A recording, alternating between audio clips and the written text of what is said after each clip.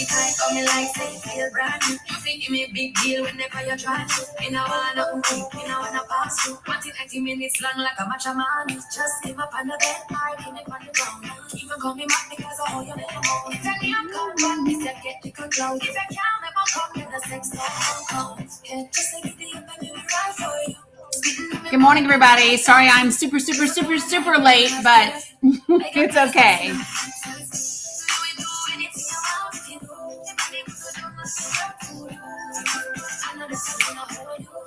Kathy, I got you. This week, I got you. Good morning, CJ Forbes. Good morning.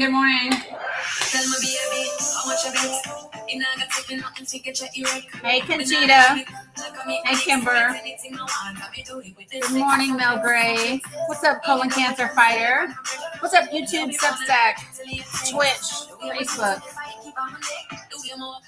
Good morning, Candy Kiss. Good morning, Melinda. What's up, Girls Code? Good morning, Witch. Blue Nevada, good to see you. Glad to see you, Lisa. Aline, good to see you. Motormouth, good to see you as well. It went really fast just now. Good morning, Rosalind. You guys missed me over there on the two of you. It's been a couple of days, right? Yeah, Conchita, I'm in that mood. I've been to the gym and everything this morning. I just literally did all my things before I went live today. Yep. Yeah. Today was take care of me morning before I did shit else. And so that's what I did. That is what I did. So, yeah. So, thank you, Sandy. Appreciate it. Yeah, it was really important. Yeah, you know, GOP ain't bringing his ass in here, but I hope he do.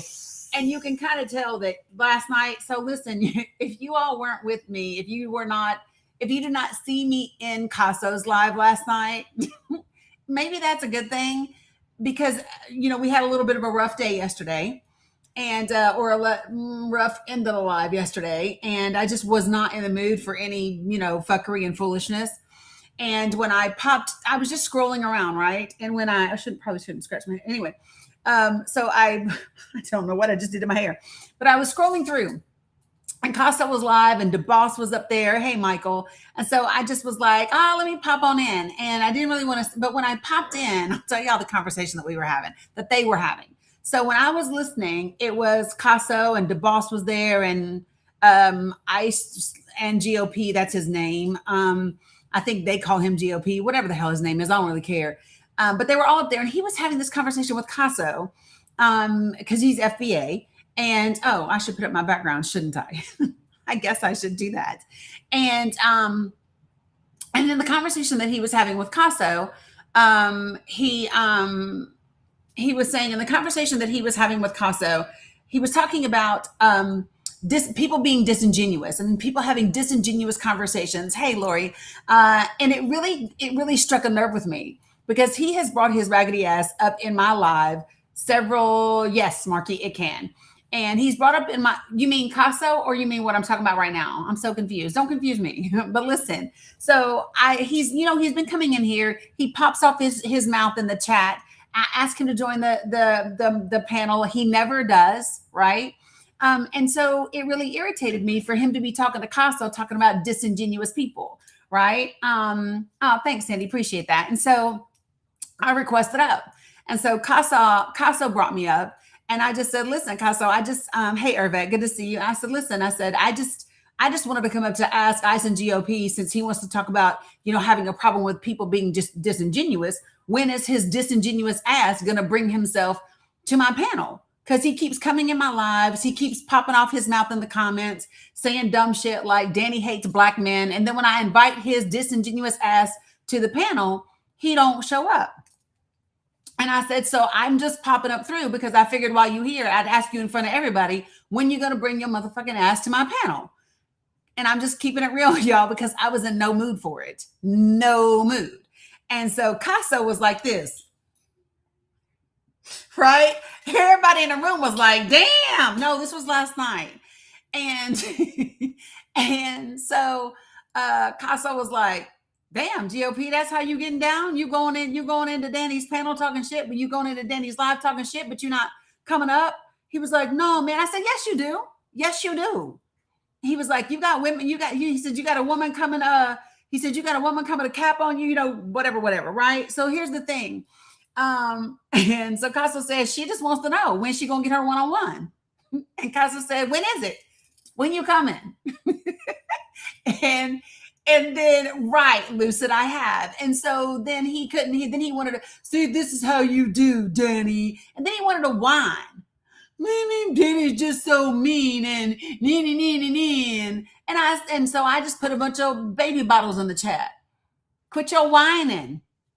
You come in here all the time, jip, jip, jippity, jip, jip, jipping with them lips, but you can't hold a fact-based conversation. Let's get it. I'm tired of y'all and the foolishness.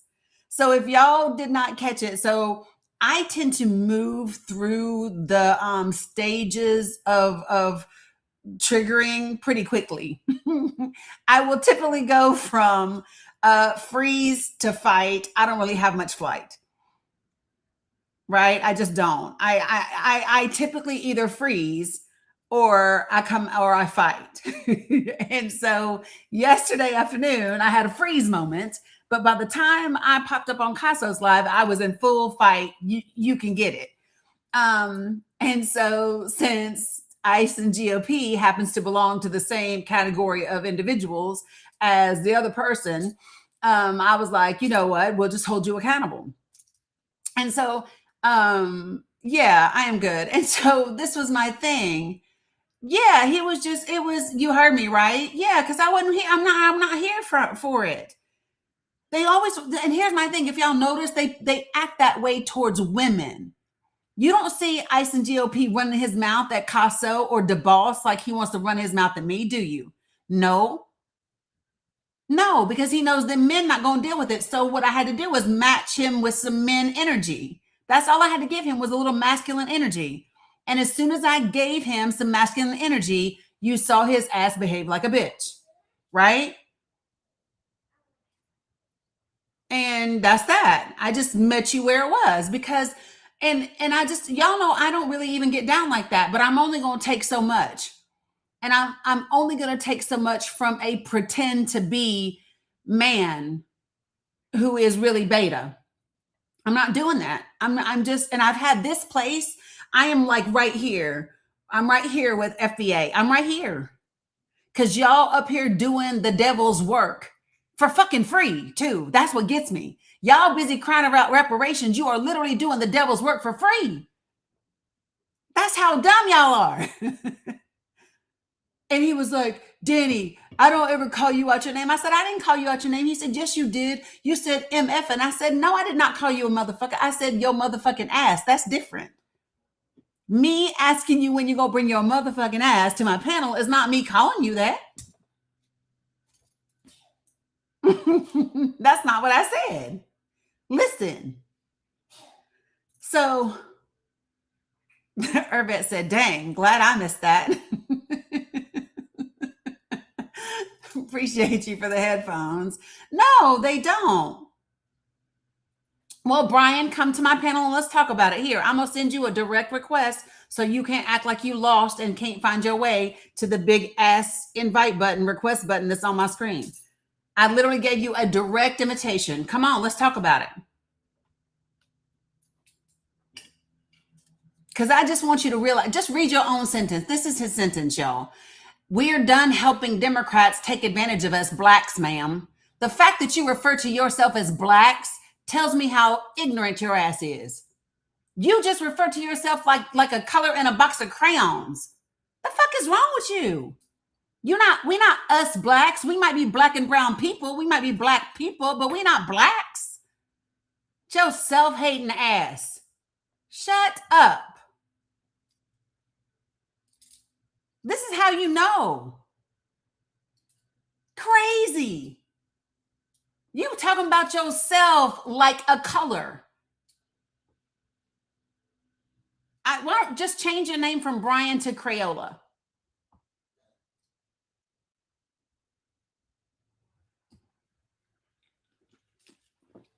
I highly doubt you're going to bring your ass to this panel because I done sent you 2 requests.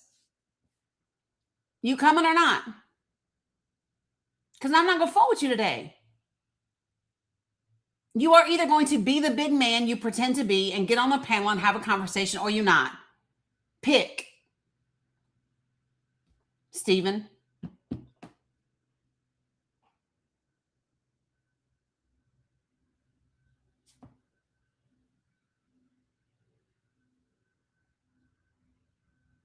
No, he's not about that life. That's what I thought. So, mods, he got 30 seconds. And if he can't find his way to the panel, he can be muted because I'm not going to fool with it.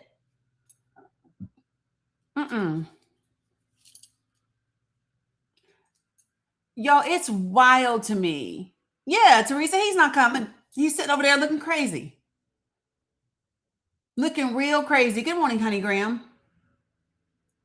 I think one of the things that I have reached fairly quickly, right, is this place where I am, Rudin, thank you.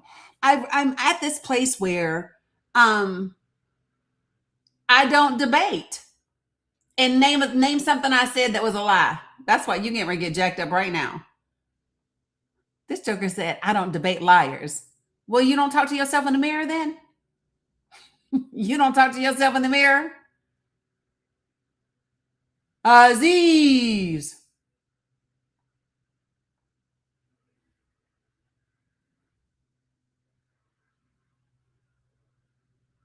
Yeah, that's what I thought. Ain't nobody dealing with you at all. Now, folks, I'm going to open up this panel, and this is what I'm going to say with you today. Okay. Number one, I don't debate. I discuss. I talk about facts. I talk about information, right? And if you can do that, then you can get on this panel and have a conversation with me, right? What I'm not going to do is let you run your jaws in the comments to be a distraction because you don't have the fortitude, the intellect, the comprehension, critical thinking capabilities that's required for a respectful discussion, and so that you can hide behind your keyboard. I'm not doing that today. Please don't spam the comments, Mr. Local. Okay. And so don't say there's no water out west, because there is. Now, if you want to communicate that there's an issue with water shortages, then you can do that, right? But don't spam the comments, please, and cite sources. Really important. What is my issue with the current administration? I have plenty of issues. That's a very generic question, Mommy Nader. If you want to discuss the administration and talk about them issue by issue, then we can do that. You feel free to come to the panel. Folks, when I bring you, I do, and I got it. I'm here for it today. I got it, and I'm here for it today. Okay. So name one, since there's so many. So the problems that I have with this current administration, and then Zach, I got you. So we can start. Problems that I have with this current administration is number one, not adhering to the government policies and the Constitution that runs the United States of America. Number two, infringing upon the due rights processes of American citizens across the country, and people in general. Number three, falsifying probable cause search warrants in an effort to gain information about private citizens who subscribe to particular media personalities in the country. Taking federally funded benefits, right, money that is allocated by Congress for the American people, and then redistributing that wealth to the top 1%. So that's like four that I named. And if you want to discuss any of those with me or any other Mommy Nader, then you can join the panel. Because what I'm not going to do is have a discussion with you via the chat, sis. I'm not doing it. If you want to discuss those issues with me, then you can come on the panel.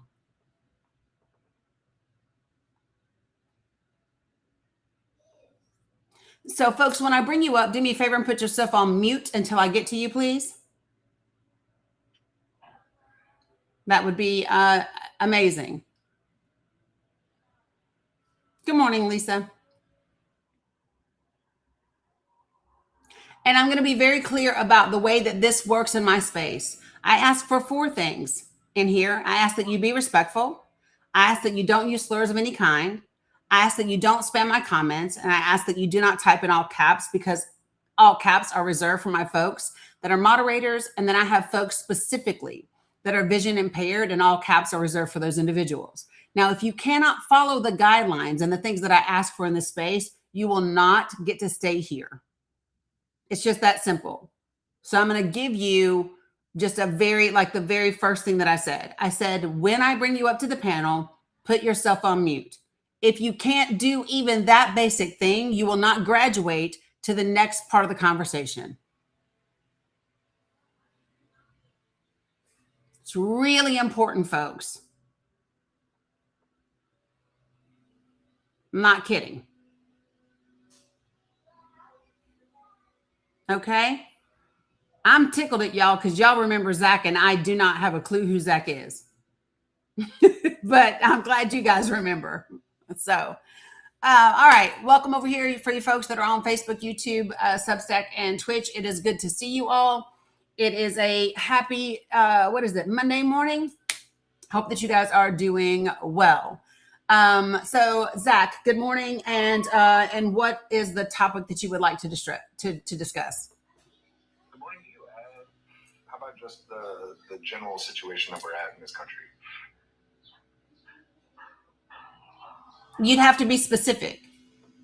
Sure. I think we've gone partisan to a level that's insane, and that people on the left are missing the literal golden opportunity of our generation to band together to create a coalition that really does make change and fixes the structural problems that are in this country. And why do you believe it's the people on the left's position to build this coalition for change if it's not those people that created the situation that we are in? Well, I think that there's a lot of well-meaning liberals who really do want what's best for everyone. I think the same thing on the Republican side. I think that the sort of fringe elements of both parties are really dangerous. What everyone's missing, though, and the reason why there's been such a misinformation campaign about our current president is because... Give me one moment. Hold on, Zach. Mila Ann! Come here, both girls. Come here now. Both of you.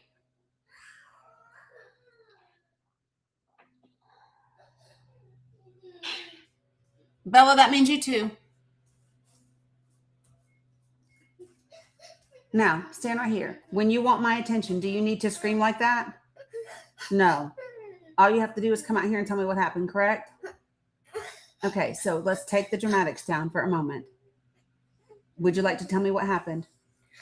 Mama's not joining me. Okay, so listen. They don't want me to watch the clip. Okay, and that's okay. So listen, Bella, what's the deal? Stop, Mila. You're fine. Oh, gotcha. So let me understand what happened. Okay, stop. Ma'ams, y'all know sisters. Okay, so listen to me. We're not doing this.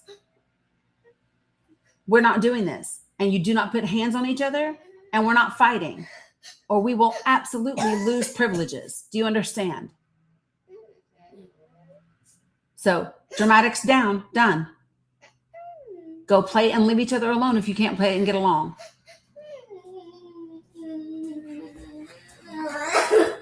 Okay, hey, I'm serious. What? I don't care. Yeah, no, Alicia, I gotta set the tone real quick. In a minute, but not right this second, but in just a little bit. All right, so hold on, you guys, why are y'all talking to me? Okay, so sorry, Zach, thank you for being patient. Mr. Voice, let me be clear. Let me just hold on. I don't care. So, Mr. Voice, nobody gives a damn about your opinions. Keep them to yourself or leave. That's it, period. But so I'm not sure if you answered the question or not, so I'm just going to say it again. The question that I had, Zach, was why, because you said you believe Democrats are missing this golden opportunity because things have become so partisan and we could build this coalition. And my question to you is, why are you laying the responsibility of building a coalition on Democrats? Well, if what we care about, by the way, just as an aside, I want to just compliment you on your A+ parenting skills, Well, I'll have to see if there are some more. and grandparenting skills. Somebody Yeah. said grandkids. Yeah, these are my grandbabies. Correct. Yeah, I just wanted to say, excellent job. I would say that was A+ parenting. Well, thank you. But on sort of that note, I think we have to sort of turn to the people that are crying because someone did something to them and say exactly what you said to your grandkids, which is, we have, like, this is not the place, this is not the time. We gotta get focused, and we gotta just focus on what we actually want to change. Who's crying? I think the left is crying. So one of the things that I don't do is like left and right, because those are directions. And the question that I ask you, I still don't think that you've answered, is why are you, because here's, when you started out the conversation, what you said is you think it's like crazy or sad how partisan the country has become. And then you went on to say that Democrats are missing a golden opportunity to unify and build this coalition. And my question to you is, if the whole country has become partisan, that would indicate that it's not just one side that's partisan, but there might be other sides that are partisan, right? And so my question to you is, why do you think that it's one party that is missing the golden opportunity to unify and build a coalition? Well, because currently our president, the person I think that we need to build the coalition with, is on the other side, meaning that, he's the one that has the power, and he has the power because he's been able to capture the entirety of the right in a pretty lockstep way. And what I'm saying is that the problem with that on Donald Trump's side is that in order to control the entire right, there's a whole bunch of, homophobic, sexist, misogynist people on that side that I think we would both agree are like not productive for this country and where we want to go. And my belief is that every person on the left that joins this coalition that says, hey, Donald Trump, we recognize that, like, generally you're doing the things that we want to get done. We would prefer maybe you do them in a slightly different way. But we're done thinking that you're Schmittler, and we're done thinking that you're the end of democracy, and we're just going to work with you. We're going to become the 30 Democratic lawmakers who as long as, these are, general things that we all want, we can work together.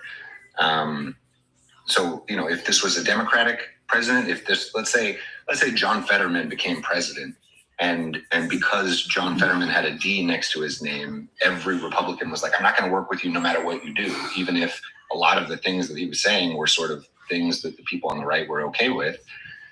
I think that I would be saying the same thing to the Republicans. You mean like when Mitch McConnell said that the Republican Party was going to do everything that they could do and they're within their power to make sure that Barack Obama didn't get anything done, was only a one-term president? You mean like that? Yeah, I would not have supported that. Right, but it is something that has happened. So, but I think what's important is, it didn't benefit any of us. But the thing that I think is important, Zach, is what you're discussing and what you're saying.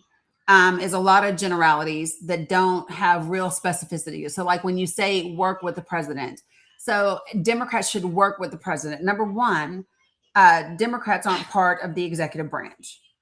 Democratic members are in Congress, right?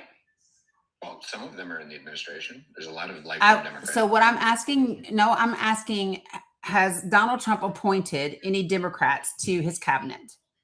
Yeah. Who? RFK, Tulsi Gabbard. Neither of those are Democrats. Tulsi Gabbard was on the Democratic dais for president. When did Tulsi Gabbard leave the Democratic Party? When she found someone who would. So again, so she's not a Democrat. Great, perfect. Moving on. But this is what I'm so saying. wait, Zach, please stop interrupting. Please don't, because yep, there you go. So she is not a Democrat. Neither is RFK Jr.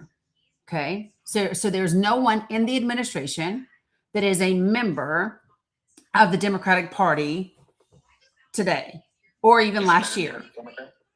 What? Is John Fetterman a Democrat? John Fetterman is in Congress. Is he a Democrat? John Fetterman caucuses with the Democratic Party, and he's not in the administration. So we're going to talk about what I'm talking about, which is the cabinet. Okay. So what I said very clearly, Zach, is that Donald Trump has selected no Democrats to be appointed to his cabinet. Okay. Okay, and so that's true, correct? Oppose Donald Trump? What? I just don't understand. What's So, the Zach, definition of a Democrat? Zach, listen. I'm not defining Democrats. What I am saying to you, and what we know to be true, is that there's no one in his administration, in his cabinet that he appointed, that is a Democrat. And that's just a fact. Like, I don't know why that's even a point where you want to play semantics. Like, that's just a I fact. don't even know how you could even deny that. Again, if a lifelong... Zach, what I would like for you to tell me right now is who has been appointed by Donald Trump to a position in his cabinet that is a Democrat. But it seems like your Nope. I'm asking you who is a Democrat. Because here's what you and I both know. Tulsi Gabbard. Tulsi is not. Tulsi left the Democratic Party when? How does that, what do you mean? Tulsi Gabbard left the Democratic Party when? When she joined the administration? Don't ask me. I'm asking you. You said she's a Democrat. I'm asking you, when did she leave the Democratic Party? I don't know. When did she leave the Democratic Party? She left the Democratic Party February 28th of 2016. Okay, why? And then she went back even further, October of 2022. I don't care why. The why is not part of the conversation. I don't care why. The point that I'm making, Zach, is that you made a statement that is incorrect. Okay, so your statement was very simple. You are talking about Democrats working with the president. And my point to you is that there's no one in the executive branch, in the cabinet, that was appointed by the president who is a Democrat. And that's a fact. Done. There's no but. There's no but, Zach. Zach, no, because I'm going to go back and ask you the question again. Fine. There's no Democrats. No Democrats on the administration. There is no Democrats that have been appointed to the cabinet in the executive branch by the president.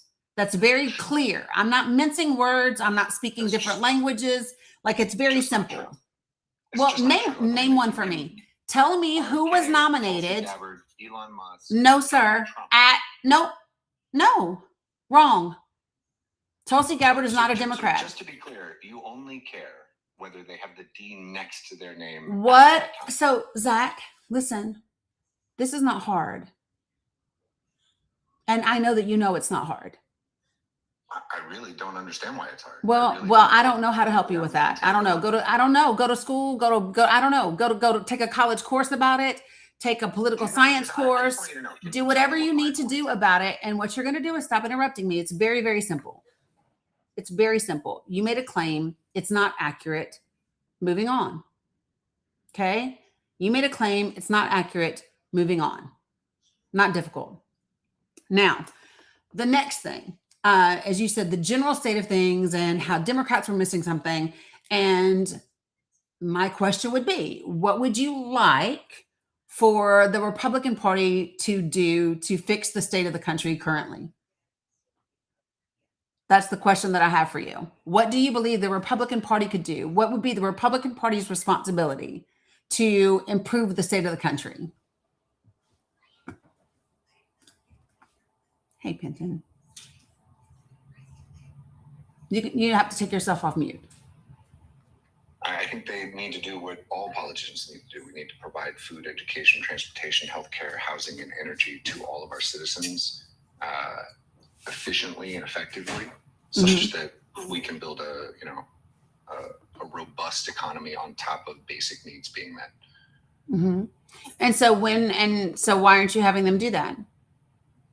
I am having them do that. And so I think my question would be this. So I want you all to hear the difference in the conversation, okay?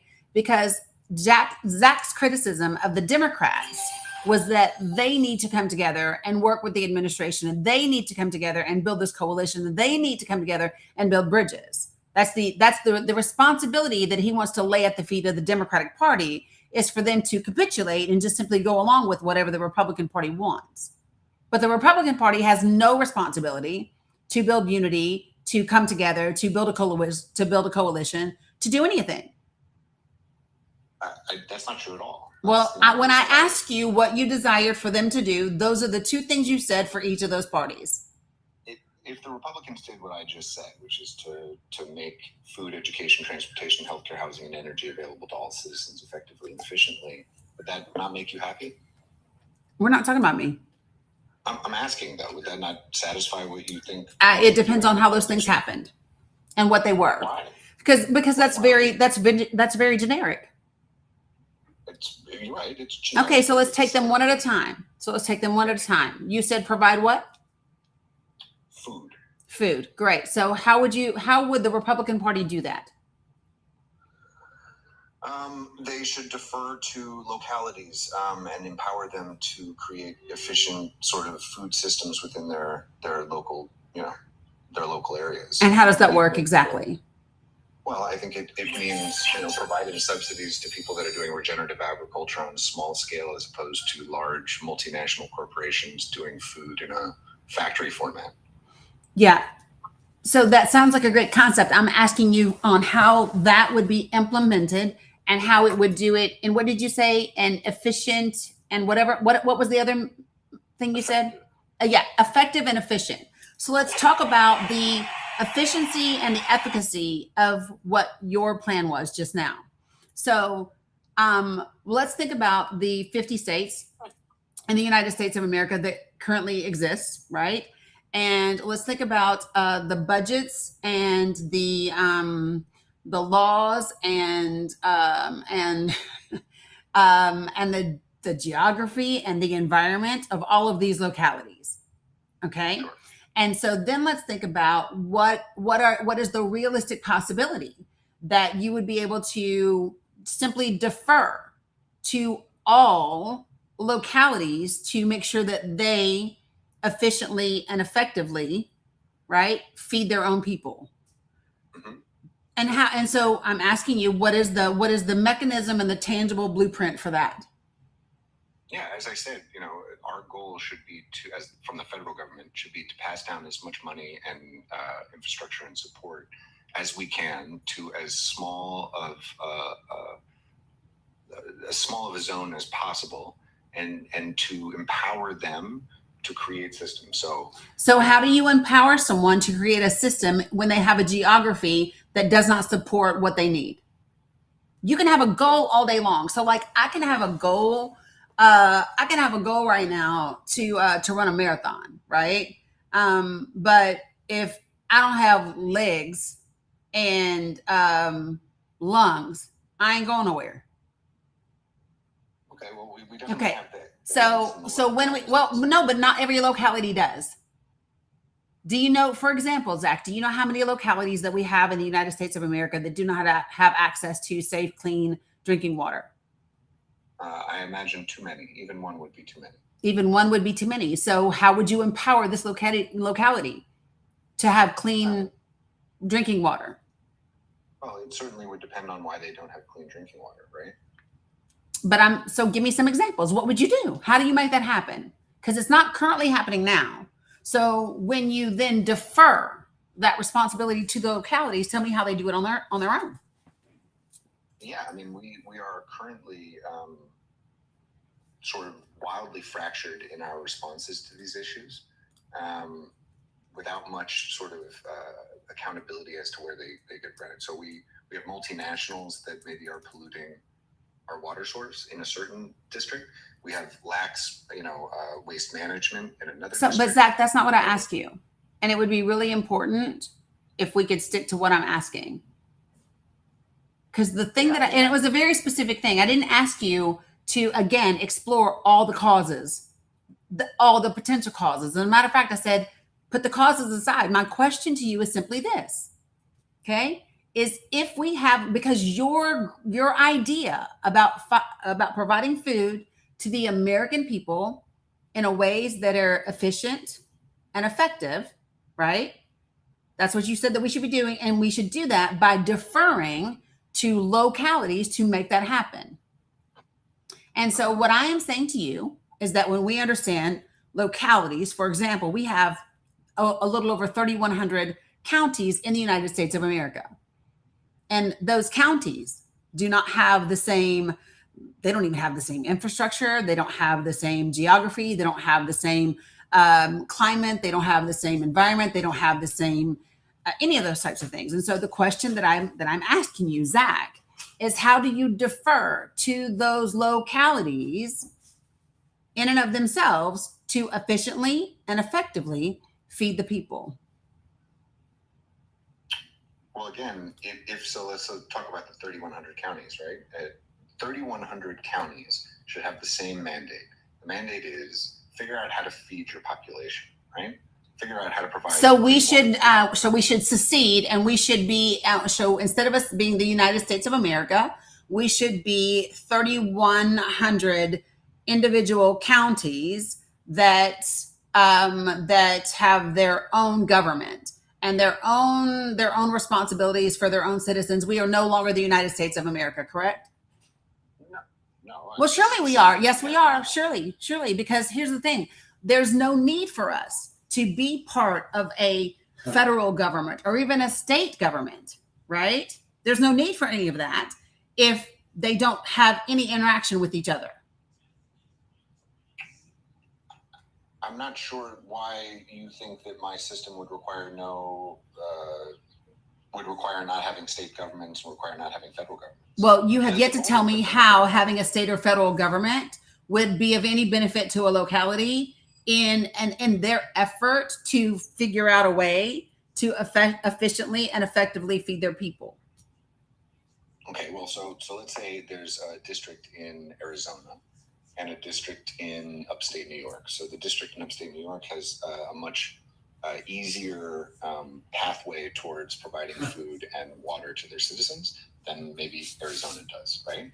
And so the federal government's job is to figure out how to spend our money. Now, listen, I think there might be something to the fact that like we maybe shouldn't live in places that are unable to provide food and transport and water to their people, right? Like if by living in a desert, the only way you can, sort of superficially maintain a population of, X amount of millions of people like Phoenix is by depleting aquifers and by, trucking in food from, thousands of miles away, then like maybe those are not places we should be sort of fueling. So let me ask you a question. Okay, great. Let's go down that path, Zach. So here's what I would like to ask you is how much money should each American get who lives in an area that has its own environmental climate challenges that restricts their ability to fully take care of their citizens, right? And then once you tell me the dollar amount for every single citizen, then I would like for you to also tell me what do you do for the places where those people go? How much money are you going to give the cities and the localities and the education systems in the places where those people would then move to, right? And then after you do that, I would like for you to tell me how do we go back and redo the Electoral Count Act to redesign our voting system and our voting structure where we are no longer dependent upon a census and population count to determine elections and all of that. So these are just three very simple things. Can you give me answers for those? Sure. So, I think it's relatively easy if instead of looking at, the way we determine the count for things as every 10 years we go around door to door and we ask, if we were better at, making sure that every person had an app, a citizenship app that sort of would transfer their app or no app. Tell me how much money we're giving each person to move, Zach. I don't know what the actual dollar amount would be, but it would be whatever the total amount. Where's that money coming from? Well, so again, we have a federal tax system that takes in a certain amount of revenue, and then we spend a certain amount of revenue per citizen on X things, right? So what about the citizens? So I just want to be clear. So the citizens who pay taxes, but they happen to live in an area that has has a great climate, has an environmental system that supports its population. So those people are going to pay taxes for the money to give the other people, so the other people move, but they don't get any benefit from their own taxes, even though they're paying it out of their own pocket into their own localities. Is that what you mean? You want those Because I think that people have a problem right now with their taxes being given to other people and being used to feed other people and give other people health care. Why would we want to give other people's, like, that sounds a little bit like welfare. So it sounds almost like socialism, Zach. I'm a straight socialist. I believe that the best way of building a robust capitalist system is by providing the basic needs for everyone. You can provide food, education, transportation, healthcare, housing, and energy to everyone and still build a wildly successful and robust and yet you've not been able to tell me. So so tell me what socialism means to you, Zach. How would you implement socialism? I just told you we're going to vertically, in my town where I'm running for mayor next year, we're going to vertically integrate all these systems. So where is that, so that we can all know where not to move? Where are you running for mayor? Sure. So just to be clear, you wouldn't want to live in a place that provided food, education, transportation. Zach, where are you running for mayor? Hudson, New York. Hudson, New York. Gotcha. I just want to ask you a question, though. Would you not want to live in a place that... I would not want to live in a place where you would be the mayor. So I understand that because you don't like me. No, it's not because I don't like you. It's not because I don't like you. It's because when I have talked to you, you have concepts of a plan that are contradictory and not scalable. No, I have real straight plans with straight numbers. I mean, well, maybe for Hudson, New York, but not for the entire country. No, it would work. The goal is to actually build a city OS essentially here that can be franchisable out to other. Yeah, well, so you want to franchise a system. I got you. But again, that's not scalable. Franchising is not scalable. And if you want to know a little bit about franchising and the difficulties that you get in with that, I would highly recommend that you go to the FTC's website, because during the Biden-Harris administration, when Lena Khan was the chair of the FTC, she held open public meetings like, many local governments do. And she held them every other month. And there were a ton of people in franchises across the country that came and talked to her specifically about all of the issues with franchises. And there's a lot of legal issues with franchises as well. Zach, not sure if you're aware of that or not.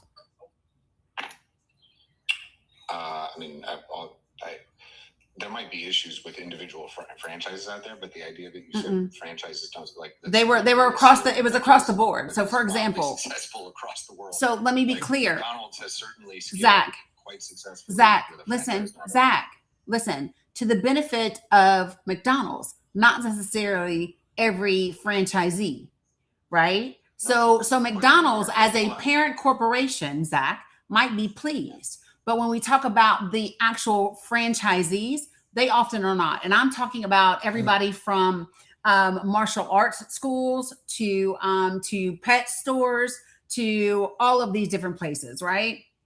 And so again, Zach, here's all I did was offer you something, okay? Because I have listened to many, many, many hours of testimony from those individuals, okay?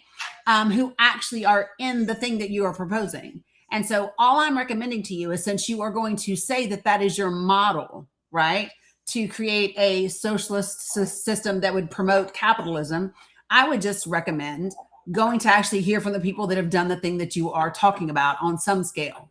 Okay. But back to the original conversation, what I'm still looking for, and we haven't even gotten past food yet, right, is how you delegate to localities the ability to be able to efficiently and effectively feed their population. So again, the goal is for any centralized system like the United States, because it represents 330 million people in 50 states and 3,000 counties, is actually to get out of the business of telling places what will be good for them, and more in the position of supporting them in how they feel will be good for themselves. And what governs that? So let me give you an example. Let me just give you an example, okay? Because what you're saying, like, it's something that sounds good when you say it, but in terms of practicality, right, it doesn't work. And I'm going to tell you, I'm going to kind of share this with you, right? So yeah, we have 3,100 counties in the country, you guys, a little over that. So when you think about this, Zach, you said we're not going to tell everybody, but we're just supposed to support them. But what if the locality has a really asinine plan about how they want to do these things that's going to cost a shit ton of money? And the federal government's role is not to tell them what they should do or how they should do it, but to simply support what they would like to do. Sure. I think that for a period of time, certain localities are going to make mistakes. And then they're going to be judged in the marketplace of 3,100 places that had different suggestions for how that solution should happen. And they're going to be able to look at, a bunch of different other models that were more successful at handling that particular problem than they were. And hopefully, again, with the right guidance from a federal system, they're going to be able to say, hey, listen, like, we were giving you X amount of your pie when you were brand new, and now you've gone down in educated children, so we're going to give you less than this county, which has done more for their students. And can you give me an example of can you give me one example as to when that strategy has worked? That is literally how our market works, which is why it's so successful at providing things. What market? Cheaper.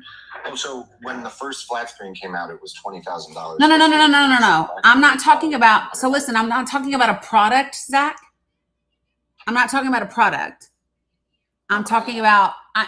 I'm literally talking about a system in which communities are going to be able to do the things that you said, which is have healthcare, food, and education, and all of that, and doing it effectively and efficiently.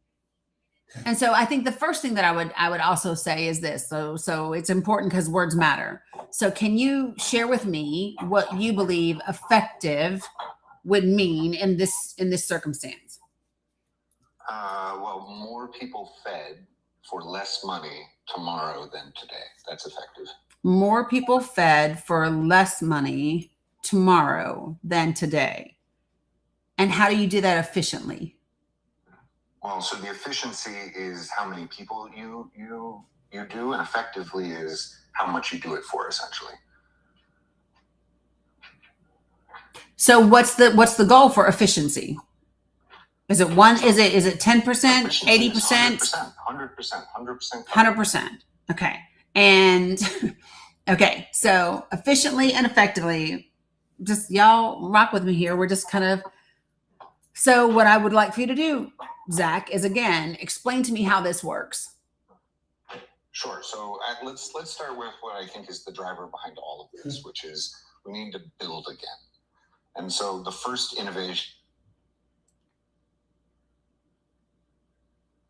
Y'all, by the way, that's not me. That's architectural governor. You cut out for a minute, so you'll have to say it again.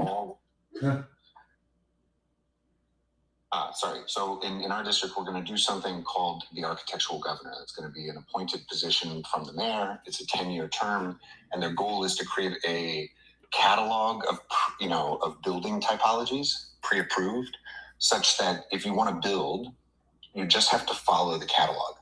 And that means that Hudson will start looking like Hudson for 10 years and not like every other place with homogeneous gray ugly boxes whose entire goal was just to get through a planning process from 5 to 8, unelected busybodies who got on the planning board.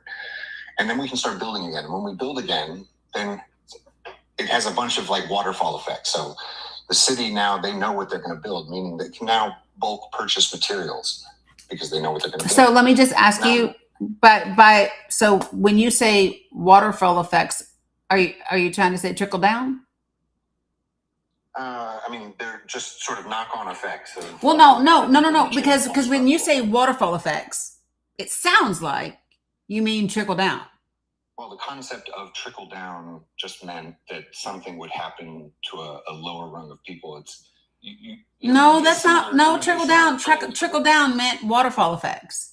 So if you're trying to say that I'm like referencing trickle down economics, I didn't say that. What I said, no, listen. So here's one thing that's very clear about me. I'm never trying to say something. I say what I mean to say. Okay. So I'm never trying to say anything. I literally say what I said. Okay. Sure. So Okay, so what I said, so this was what I asked you. So Zach, when you say waterfall effects, okay, that means trickle down. Well, I would point to the difference between the abundance of water, right? Trickle down sort of means that like by the time it gets to it's a trickle, and I'm saying let's turn on the faucet of abundance for our people. So it's a slightly different scale question, but the idea of water going from a top point to a bottom point, sure, it's similar to trickle down. Okay, got it. So let me put a pin in it real quick. So folks, I'm going to bring some other people up to the panel. Do me a favor when I bring you up, just put yourself on mute until I get to you. That would be fantastic. Okay. So what I'm going to ask you for, Zach, is can you give me a tangible, empirical source of what you are describing, having implemented and successful, not in a private corporation, but in public society and in government? Sure. Singapore and Vienna. Singapore is like 80% of the housing in Singapore is built by Singapore. They maintain ownership and benefit from that housing, and they use it to make more housing for people. And what's the population in Singapore? I'm not sure. It's quite a bit more than my local town. Right, but we're talking about for the whole country. So that's like 6 million people in Singapore for the total, right? So tell me how you do something that's worked for 6 million people and make it applicable for 330 million people. And how do you do that efficiently and effectively? You don't do it at the scale of 330 million people. You do it at, the 3,000 county level for however many people are in their counties. You do it from how many different people are in villages and cities. Like you do it as close to the final recipient as you possibly can. And so what do you do? So this would be my question. So what do you do about the people who already own their own homes? What do you do about the businesses and the corporations that already are there that build homes? What do you do about, because you said we need to build again. What do you do about the people that are already in the building business, Zach? So you're 100% right. The people that are profiting from making food and energy and transportation, and education, housing and health, and the people that are profiting from making that unaffordable for the average American citizen, those people are going to hurt in the system a little bit more. Yeah, but how do you even get that system to work? Because those people, don't they control the system? Again, so being a government who acts like a developer, you have a bunch of structural benefits that make you actually a better developer than a private developer. And it, by the way, it doesn't mean that private developers won't have a place. They just aren't going to build everything. There's still going to be things that people want in a very specific way outside of the catalog or whatever it is. And they're welcome to go through the old system and pay the old amount of money. But that already exists. We already have government built housing and we already have private built housing. The way our government works, the way our government housing works is that since we didn't start caring for people until after we'd already built the capitalist system that provided housing, the way we solve housing is we pay into the capitalist system to build our housing, instead of being the system that builds housing. Who's paying into it? Our tax dollars. That's where it goes. And then people are greedy and they misuse those funds. And instead of actually providing the job, they do what capitalists tend to do when they're given an unlimited faucet of resources, which is they waste it. So and maybe it's maybe it's me and that could be a thing, but I have not heard a blueprint of implementation coming from you on food, healthcare, education, any of those types of things. I started with building. I told you the architectural governance, which provides, it ultimately means that we're going to be able to build at 40% less than a private developer. And we can pass that margin on to the affordability of the people living there without actually having to change the economics, right? Like if you can just build cheaper, you can offer it for cheaper. And the way we build cheaper doesn't actually require that anyone get paid less. And in fact, we can pay our municipal housing core, the people that build, more, because unlike a private developer who keeps as much of the margin for himself, we can redistribute some of that margin out to the actual builders so that we're sure that we have the best building core in the country. And we'll still deliver housing, again, 30 to 40% cheaper. And that margin gets passed on. Some of it gets captured for the city so that we can build more housing. And some of it literally just goes back to the citizens in affordability. Yeah. So what it sounds like, Zach, is you want more government instead of less. And you want, it's hard for me to describe, because what you're describing to me, number one, does not sound scalable. Number two, sounds like more government than we already have, and less regulation for that government, right?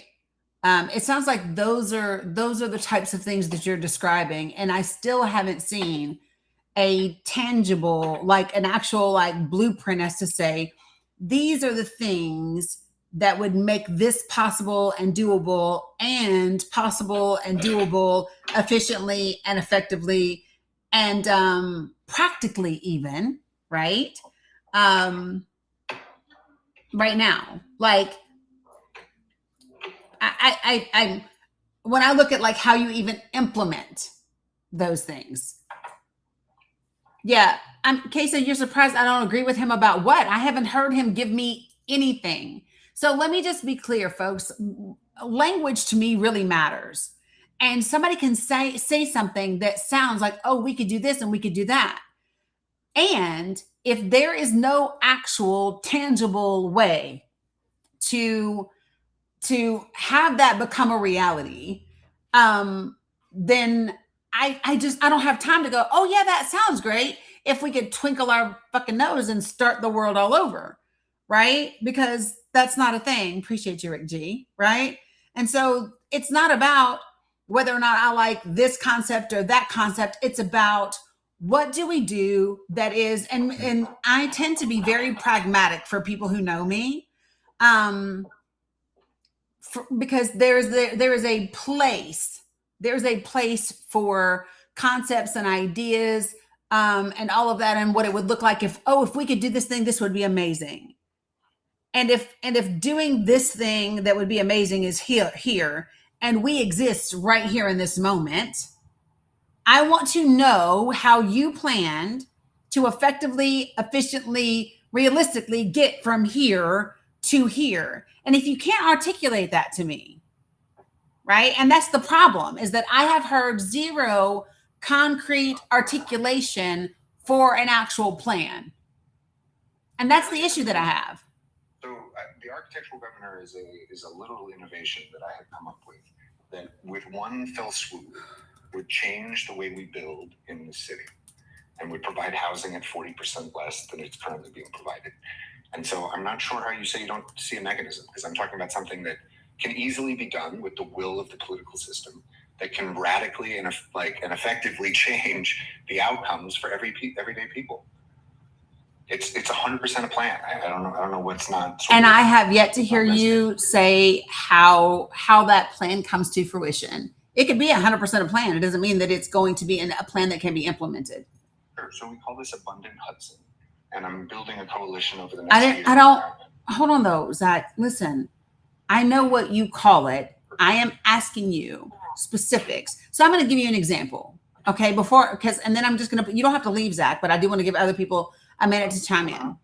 I'm going to give you guys an example of what I mean when I say an idea, and then an actual process and an actual plan to bring a thing to fruition, knowing that everything might not be able to happen the way that you want it to happen or when you want it to happen, but know that not only is it possible, but there is actually precedent for making it happen. Okay. And I'm going to give you my interpretation of that for a very real issue that we have in this moment. Okay. So if I could get everybody that is listening and you are in the chat, do me a favor. If you believe that where we are today as a country, in terms of the executive branch, Congress, and our judicial branch, hey Tundra, is not working for working class Americans, please put a 1 in the comments. If you believe that where we are now is not working for the working class in this country, put a 1 in the comments. Okay. If you believe that in order to build a system that does work, right? And you want to do it in a way that, how can I say this? Doesn't throw the baby out with the bathwater. It doesn't happen overnight or in one fell swoop. Put a 2 in the chat for me.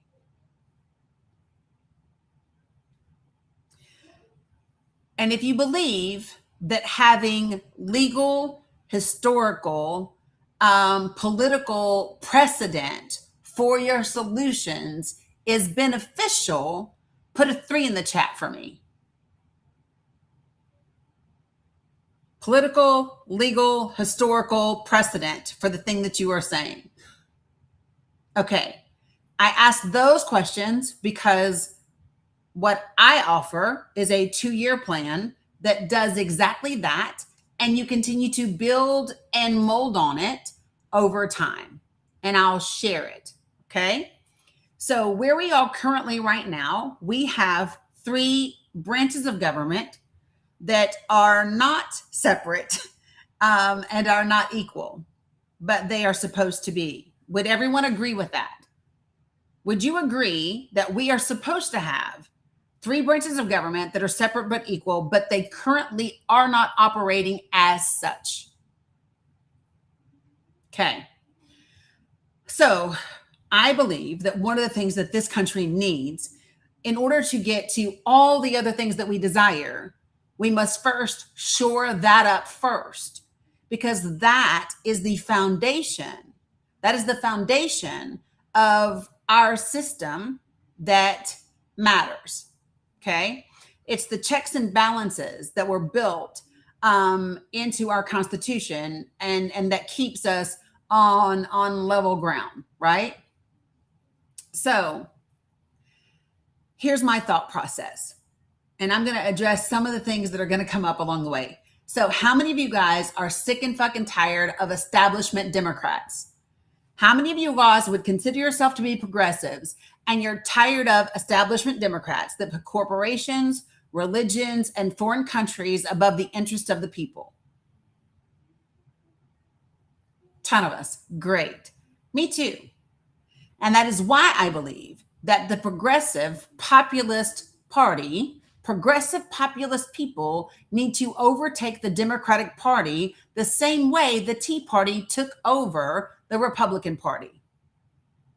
And that, in case you don't know, folks, did not happen overnight. It was a progressive, gradual thing that happened over time. Right? So, Queso, we are not saying the same thing. And since you haven't heard everything that I'm saying, please don't say that we are saying the same things, because I can clearly articulate that I am not saying the same thing as Zach in any way, fucking shape or form. Okay? So, number 1, that means we have to begin to put together progressive populists into positions where they can primary the existing establishment Democrats. And the primaries are when you get to have your personal preference. Got it? So whoever you want, that is your time. Whoever that progressive populist person is, the person that shares the majority of your core values and all your hopes and dreams and all the systems that you want to put in place, the primaries is your time for those people. Okay? So during the primaries, You vote for the person that you absolutely love the most. I'm going to get there, Michael. I'm handling one party at a time for a reason. Second, what we know is that once that primary happens, if the establishment Democrat beats that progressive Democratic challenger and you get to the general election, your personal preference is no longer the qualifying mechanism that determines your vote. Because the world is not about you. It's not just your world. You don't live in it by yourself, and you aren't the only person that matters. You are the only person that matters when it comes to the primaries. You vote for what makes your heart fucking sing. But if what makes your heart sing doesn't win the primaries, then you understand that you are not an island unto yourself, and we have a responsibility to each other, even to people that we don't like.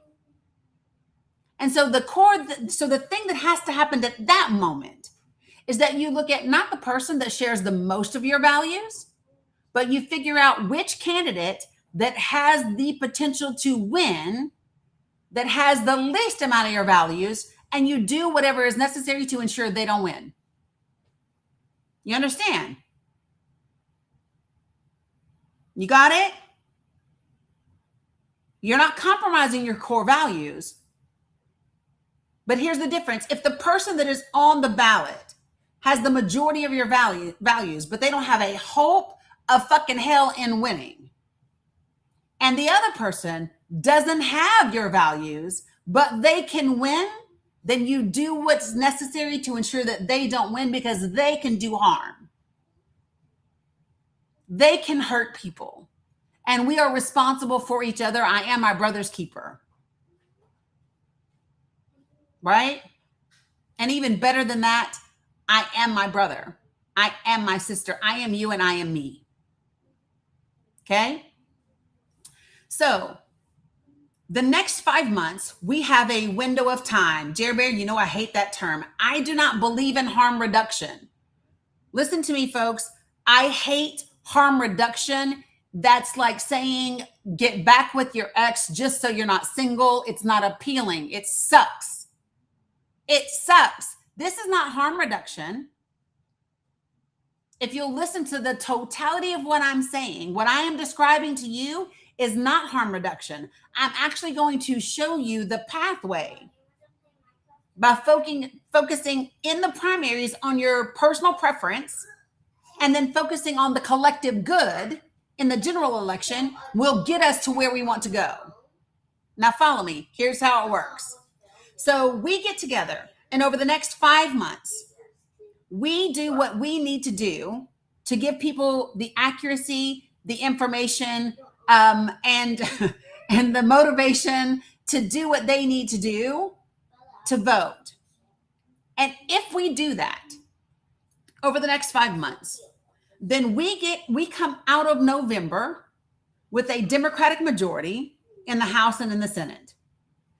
The House is an easier path, but they are both possible. Got it? Now, here's where things get beautiful.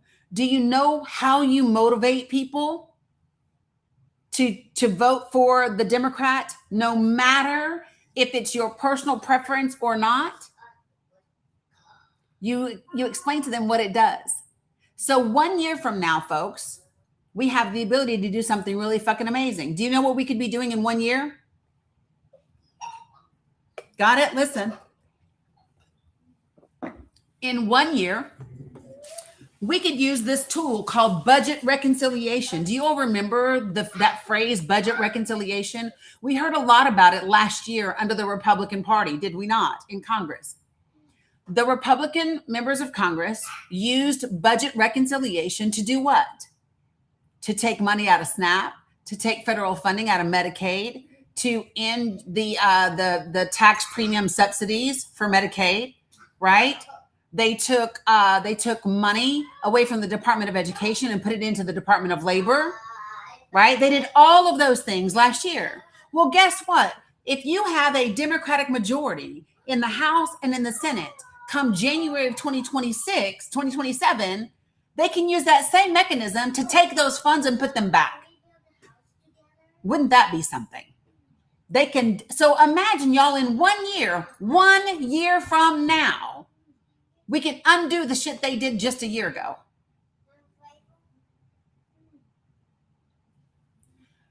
Okay, ain't nobody listening to you. Oh, dear God, what about the filibuster? Shut up. Nobody's here for your naysaying ass. If you don't have a plan, shh, and listen to somebody that does. Because there was a filibuster last fucking year, wasn't there? Yep. Did we still get it stripped? Yep. And do you dare think that there's going to be a single Republican that just lost their seats in 2026 that's going to filibuster to keep you from getting your Medicaid and your SNAP? Nope, not a single fucking one. Because they're already not the majority and they are not going to risk losing any more of their seats. Stop with your fear-mongering fuckery. I'm not doing that at all. So listen, folks, this is really, really important. A year from now, you have power and position to put things back in place for the benefit of the people. And that gets me halfway through 2027. And then I love the second half of 2027. The second half of 2027 is where we start government accountability. And government accountability isn't about Donald Trump. Nope. Government accountability is about what? The members of the cabinet. Government accountability is about the people, the foot soldiers that are actually doing the damage in the administration. That's the RFK Juniors. That's the Pete Hegseth. That's the Tulsi Gabbards. That's the Pam Bondys. That's the Linda McMahon. That's the Dr. Oz's. That's those individuals. And you use the evidence that already exists to impeach and remove. And you can impeach and you can remove. Why? Because you have the Democratic majority in the House and in the Senate. Isn't that amazing? All of a sudden, you start to take them little minions. Yep, them Todd Blanches too. And you start getting them out of the way. And then do you know what else is important? Because you have the Democratic majority in the Senate, they can't just pick anybody willy-nilly off the street and say, oh, let's put them through a Senate confirmation hearing. It doesn't matter that their staff had to carry them out of their meetings while they were drunk. It doesn't matter that they've never managed more than a $10 million company and they want $1 trillion budget. No, they can't do that then. Why? Because you've done the work that you need to do this year and you have made sure that you have a Democratic majority in the Senate. You got it? Isn't that some amazing stuff, y'all? Now, that's gotten us to the end of 2027. We've put our public funding, our funding back into our social safety net programs. We've taken money from the Department of Labor and given it back to our children and the Department of Education. Like all of those things are starting to happen. And then we're starting to hold people that are in government accountable. And then that brings us to 2028. And 2028 is a beautiful thing because while we have now put people in Congress that understand we're not playing around and they don't get to keep our party for any fucking reason, right? They know that they can be primaried and beaten, right? So we've got them doing the job that they need to do in Congress while guess what else we're doing? We are finding progressive populists to challenge every single one of them. We are finding candidates that want to do the work for the people. We are finding candidates who want to be in this for the people, and they are getting ready for the primaries in 2028. Beautiful. Because do you know what that means? While they are getting ready to primary in 2028, the people that are sitting in Congress at that time are also knowing they got to keep their damn seats. Isn't that amazing? It's a beautiful thing. So that gets us into halfway through 2028. So we are halfway through 2028. We got funding that we've pulled back in using the budget reconciliation process. We got people being held accountable in government positions, right? And we've got great primary challengers that are making the establishment members of the Democratic Party get off their asses and wake the fuck up. I don't know about y'all, but that sounds amazing to me. And then here comes my favorite part of the plan. You ready? Then we do what I call We Mitch McConnell them motherfuckers. Y'all ready for the Mitch McConnell them motherfuckers move? It's beautiful because you have that Congress that's a Democratic majority in the House and in the Senate, and you get them to do this thing that they did in 1868. You get them to expand the Supreme Court. And now we have 13 justices for 13 districts. And they're going to do it because they want to win that 2028 election. They're going to do it. Ha ha ha ha. And then you do it in the middle of 2028 because then it's too late for the existing administration to put anybody in place. And you've got a Democratic majority in the Senate. So any nominee they put forth is going to have to meet it. You got it? Whoever, even if they wanted to nominate someone, you have the Democratic majority in Congress, in the Senate, to ensure that they don't get put on that Supreme Court. We Mitch McConnell the motherfuckers in 2028. And then we win the 2028 presidential election. We extend the margin of majority in the House and in the Senate. And then we do the second round of government accountability. Are you ready for it? This one makes me real happy. This is when we go get Uncle Clarence's ass. And we go get Alito's ass. And we get those asses impeached and removed from the fucking bench. And now not only do we have the 4 new seats, because we've expanded the court, we got them too. So now we got 6 out of 13 seats that are ready. And you got 4 years with a progressive president to put them people in office. And all while that's happening, we are shoring up the holes that have been exposed in our Constitution and in our Bill of Rights and in all of those things. We are codifying the ERA. We are codifying Roe. We are codifying civil rights. All of that at the same time. And they're going to do it. Why? Because they want to win. How do we know? Because y'all, we did this exact same thing. Between 1860 and 1868, we did it already. We had the same thing, y'all. In 1860, we had a racist fascist president in Andrew Johnson. 1868, by the time we get down there, right? And we had a Supreme Court that was the same way.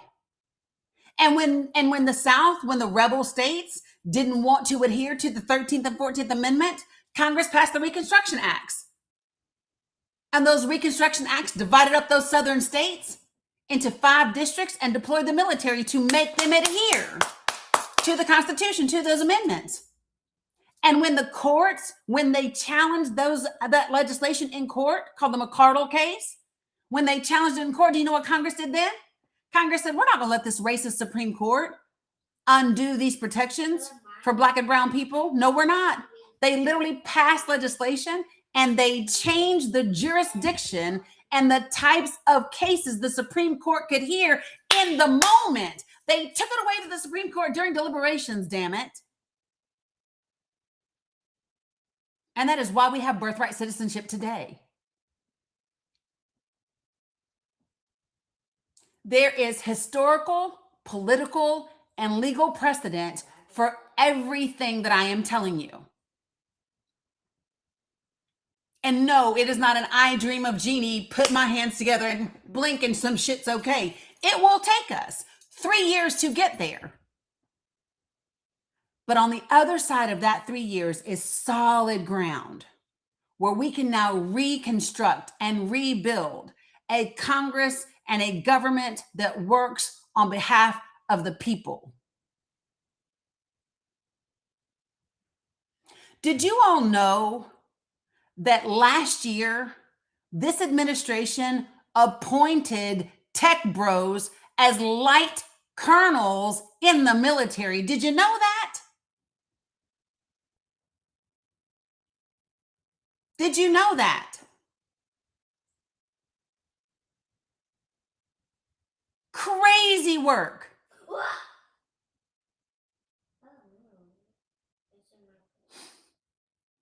Crazy work.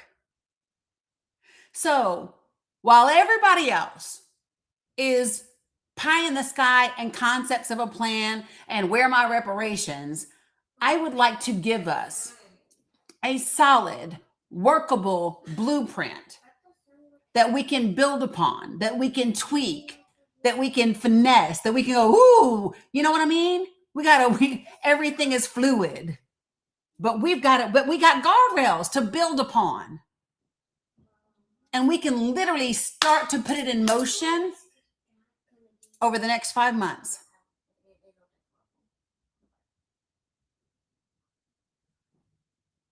It must be pushing up because you. Period. Coming for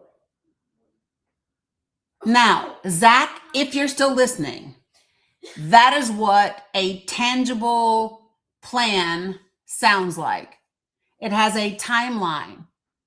It has a strategy. It has a blueprint. It has a proven track record of success. That's what it looks like to have a real plan, Zach, that is scalable.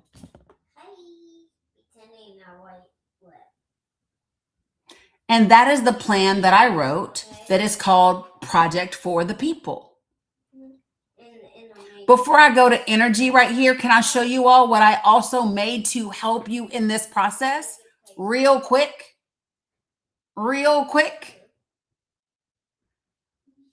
In order to have conversation with people, you got to start talking about 4 things: healthcare, education, housing, and economic mobility.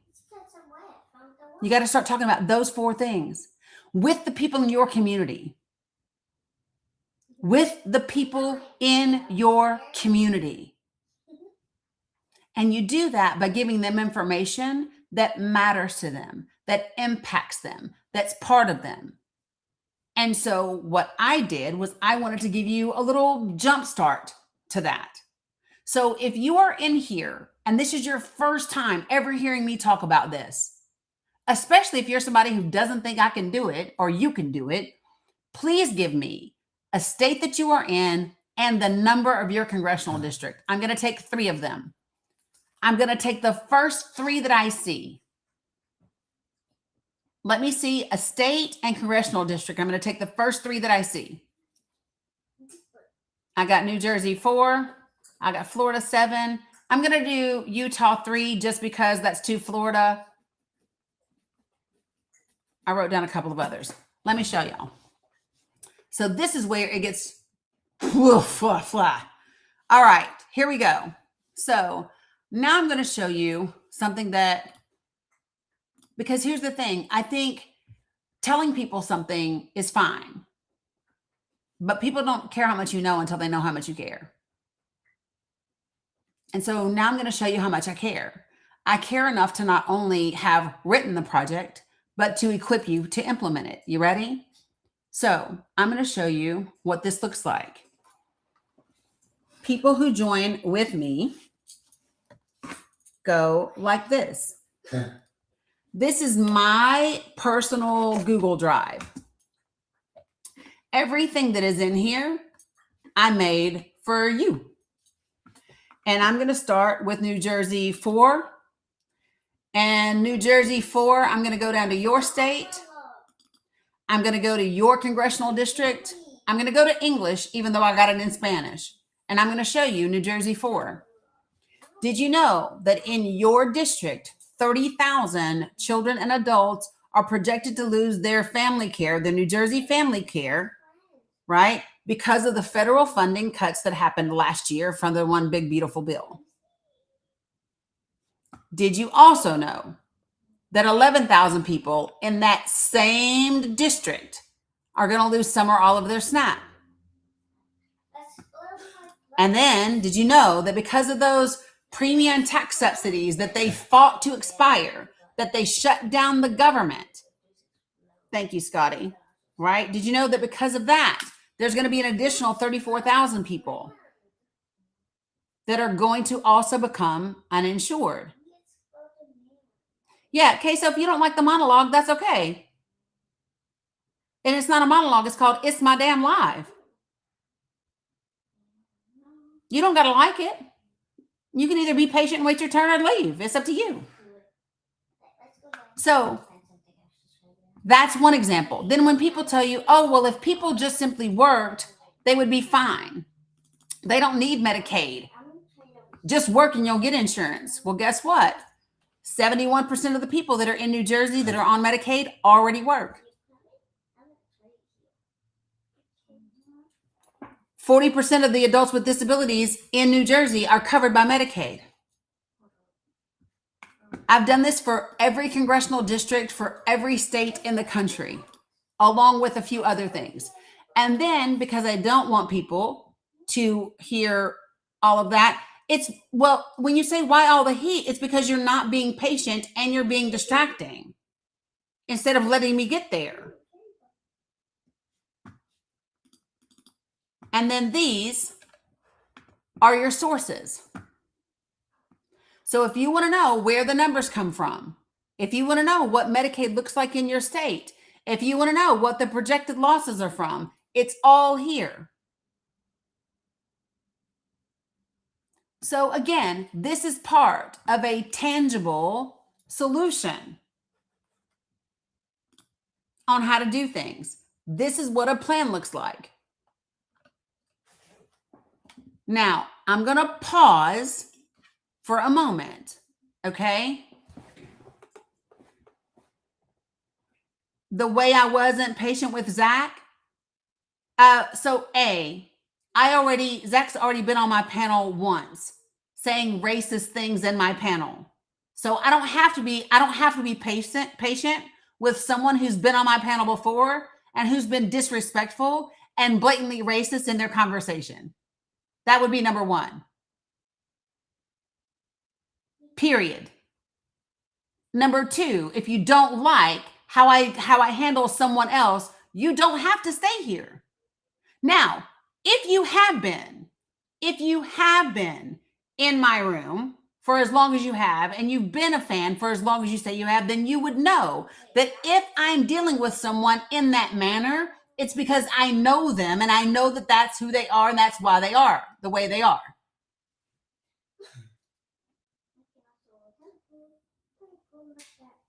That's not difficult. Yeah, Rick G, I'm going to get to you in just a second.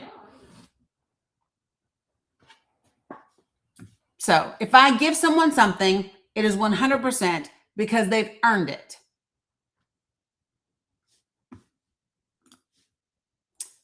What's up, Marilyn? Good to see you. When I bring you up to the chat, please put yourself on mute until I get to you.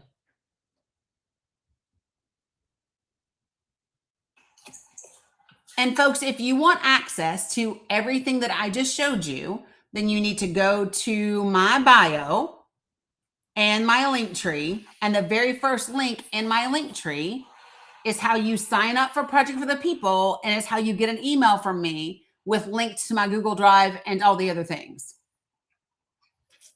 Is anybody familiar with Smokey 202? Because I'm not. Smokey 202, can you share with me in the comments what you would like to talk about?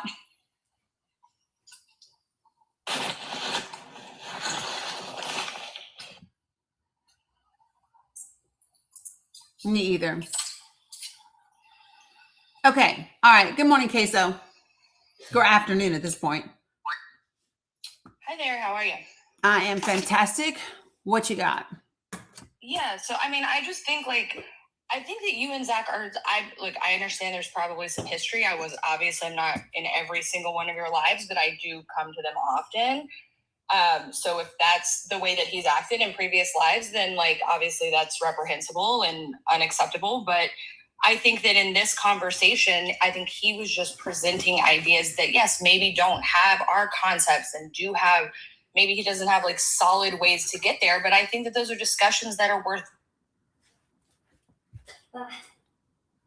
And so here's what I would say is you can think that, and that's fine for you to have that opinion of Zach.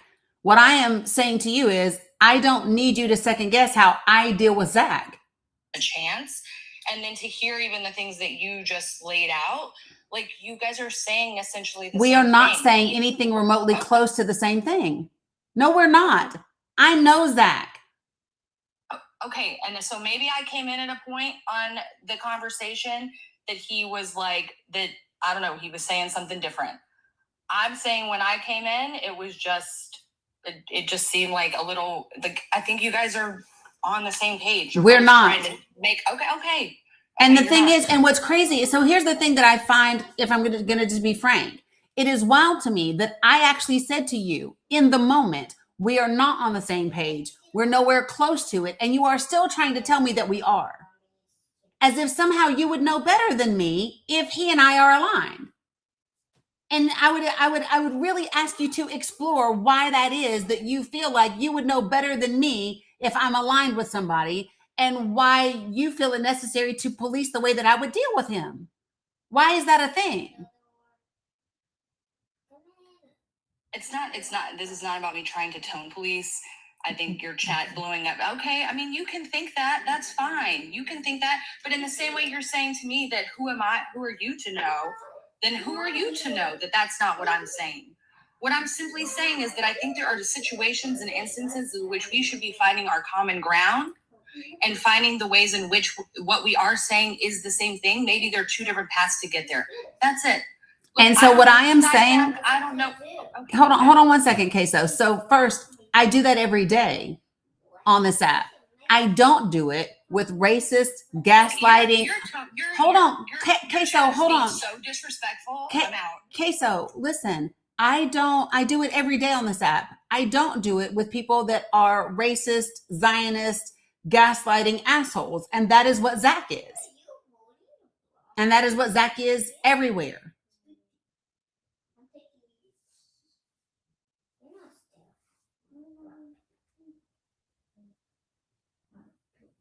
Well, no, the chat is not ugly. You don't like the chat because the chat and I both kept saying to you, no, we are not on the same page. The chat and I both said, we know Zach. And you still wanted to argue with us, even though we already told you we know Zach. So if you come into here and you don't know Zach, and we are all telling you that we do, and it's not what you think, then maybe just hush. I got you, Jay. That's it. I mean, you can say Truly was a fan, but wow. So here's the thing that I don't do. I don't dictate how I am with people based on whether or not they like me or are a fan of me or they don't. I don't do that. I just don't. I am the same across the board, no matter who it is. Whether you like me or you don't like me, I don't care. Because here's what I know. When people, okay, listen, I'm going to go to the 4 agreements. Y'all ready? The first agreement is be impeccable with your word. What's the second agreement, y'all? The second agreement is don't take anything personal. I wasn't condescending to you. Name what I said that is condescending. You can't. If you mean I was condescending because I told you that you don't get to tell me if my views align with someone, then that's your opinion. But I was not condescending to you at all. The second agreement, you all, is don't take anything personal. And everybody also thinks that they always think that that means don't be offended if someone says something bad about you. Listen, not taking anything personal means the good and the bad. Okay? That's what it means. Here's what I know. I know that if someone loves me and they're like, oh, Dani, you're amazing, it really doesn't have anything to do with me other than whatever it is that they see in me is already in them and they're attracted to that thing. Yeah, I told you not to use it. Got it? It's not like if so. That is why when it says do not take anything personal, it means the good and the bad. Period. What? Bella's breaking my house. Bella, don't break her house. Right? I mean, that's it. Right? When we see something in someone, it's not even really about that person. It's about what we see in them and whatever they are doing aligns with something that we think. And so the key, and I have said this repeatedly to people, is to know who you are, regardless of anyone else, so that you can remain who you are, whether people think you are great or whether people can't stand your ass. Because if you are who you are, then what people say and don't say or think and don't think doesn't bother you. If you let what people think of you build you up, it will tear you down. And so what you have to know is, nah, I'm fucking great, no matter what. You ain't gotta like me. I'm okay. I'm still the same. Period. So, yeah, the bottom line is I would never come into your house and tell you, oh, but you and so are saying the same, especially if you say to me, girl, you don't know so-and-so. I know so-and-so.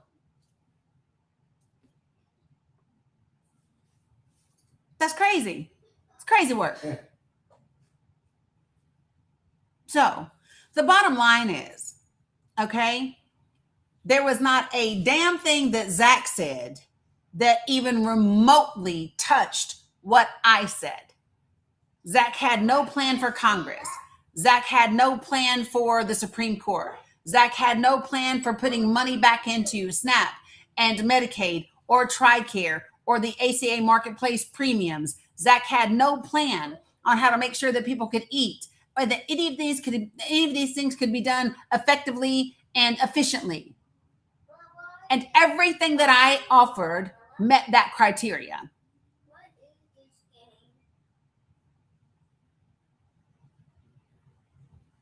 Right, Red Hot. He was the same last time.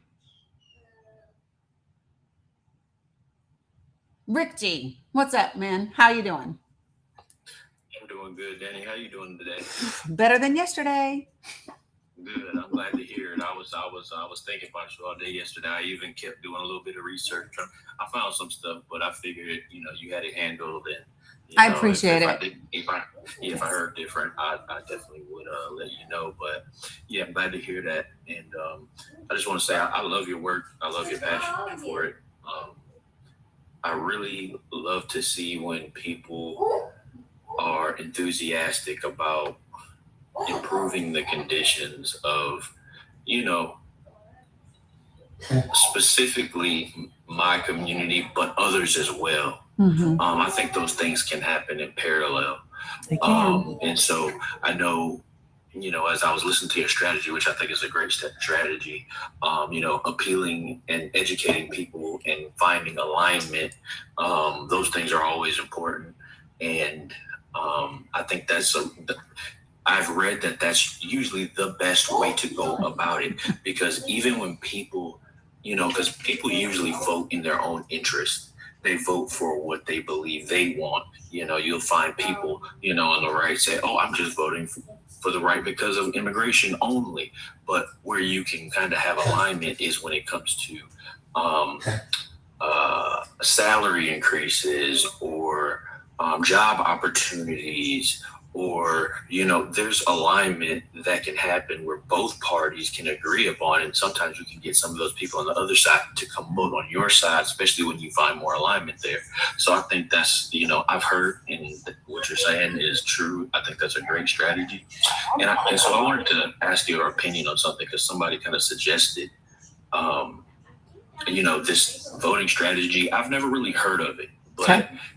I think it's kind of too late right now to maybe try to implement it, but maybe, I just want to hear what you think. So there's this strategy, it's called, what is it called? Crossover voting.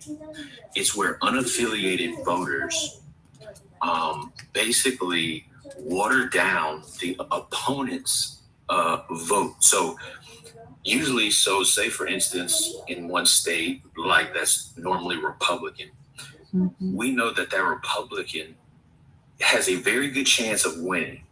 Mm-hmm. So instead of voting for,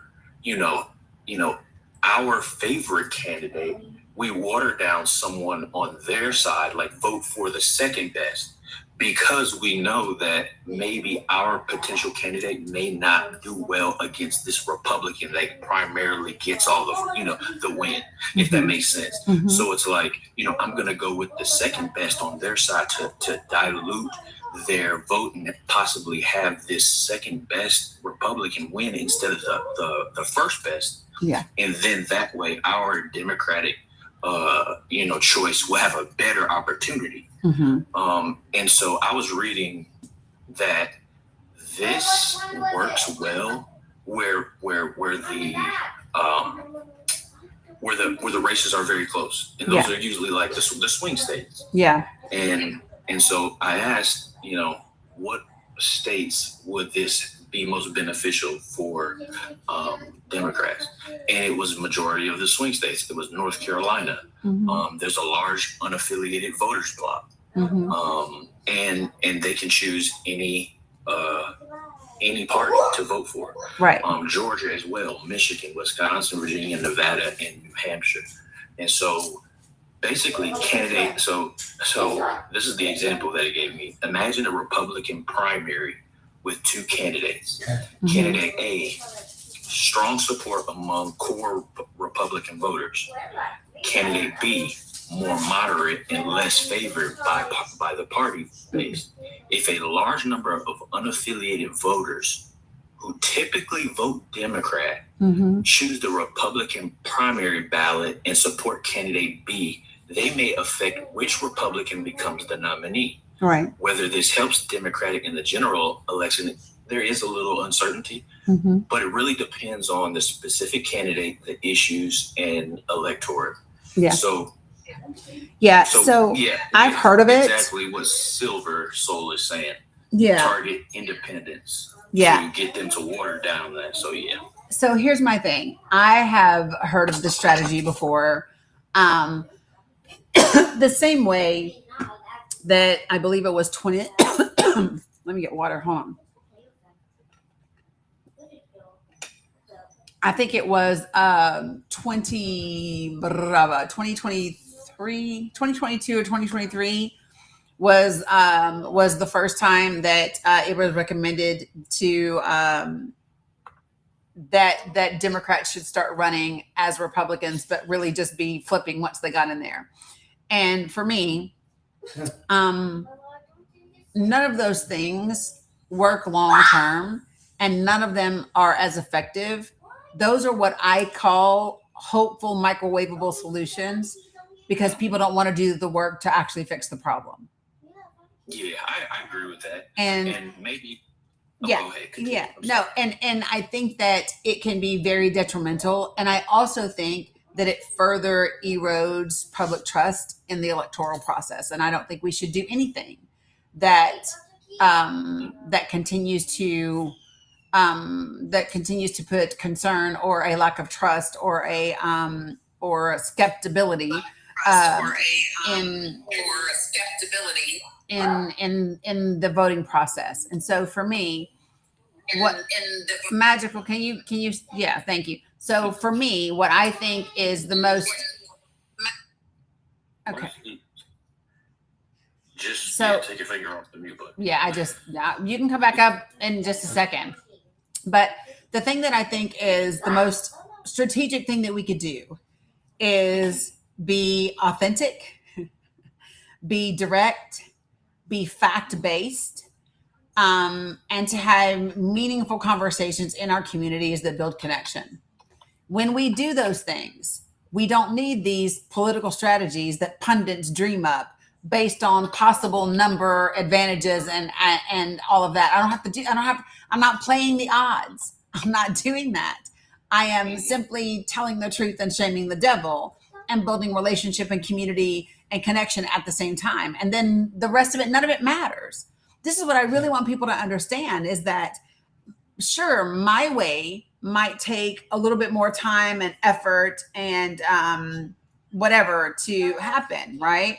But number one, your way might be faster, but it's not guaranteed. It could backfire and blow the fuck up straight up in your face, right? And cause long-term harm at the same time.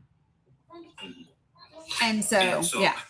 Oh, good. Yeah, I agree. I definitely agree. I'm glad. I like your feedback. I didn't think about it that way. It could, corrupt public trust and things. I think the only thing that maybe made me think about it and want your feedback as well was the loss of some of our voter blocks, as far as like BLAGA coming out of the woodworks, or white, the white Latino male kind of being voting for the Republicans, and how to replace those voters, with independents or some other voter bloc. But So see, this is the thing. Okay, so here's my thing with this. So number one, those are not things that have actually transpired. And I think we forget that what we see in this very micro minority community of TikTok is not indicative of the population as a whole.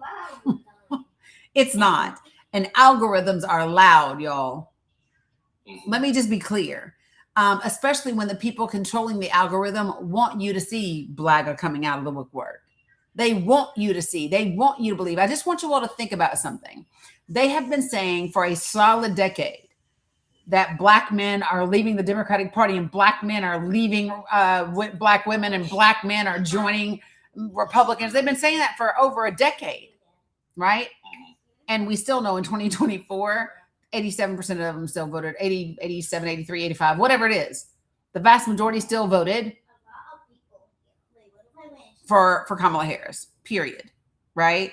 And so I think it's really important that sometimes it's important for us to look at what the numbers look like, because people will lie, right? And they do, but the numbers don't. And so the numbers tell us that that's not a thing that is transpiring. It's not actually in the voting booth. Because listen, most of the people, the FBA's people that I've talked to, yeah, them ninjas haven't voted in 10 fucking years anyway. Yeah, I've heard. Yeah, and they're talking. You see what I'm saying? Oh, we're not going to vote Democrat. Yo, ninja ass did not vote anyway. Like, you know what I'm saying? And so I think it's really important that. So one of the things that I wish the Democratic Party would stop doing is focusing on what they do. Do y'all realize that the Republican Party does not pay attention to the Democratic Party? They don't give a good damn who is doing what within the Democratic, because they are too busy planning their work and working their plan. They are always on the offensive, are they not? Mm-hmm. They ain't never worried about us.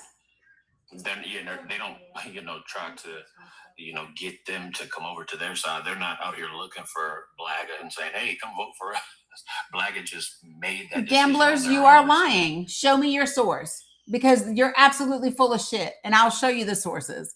Because here's the thing that I think is really important when people say things like that, like Trump almost doubled his Black numbers in voting.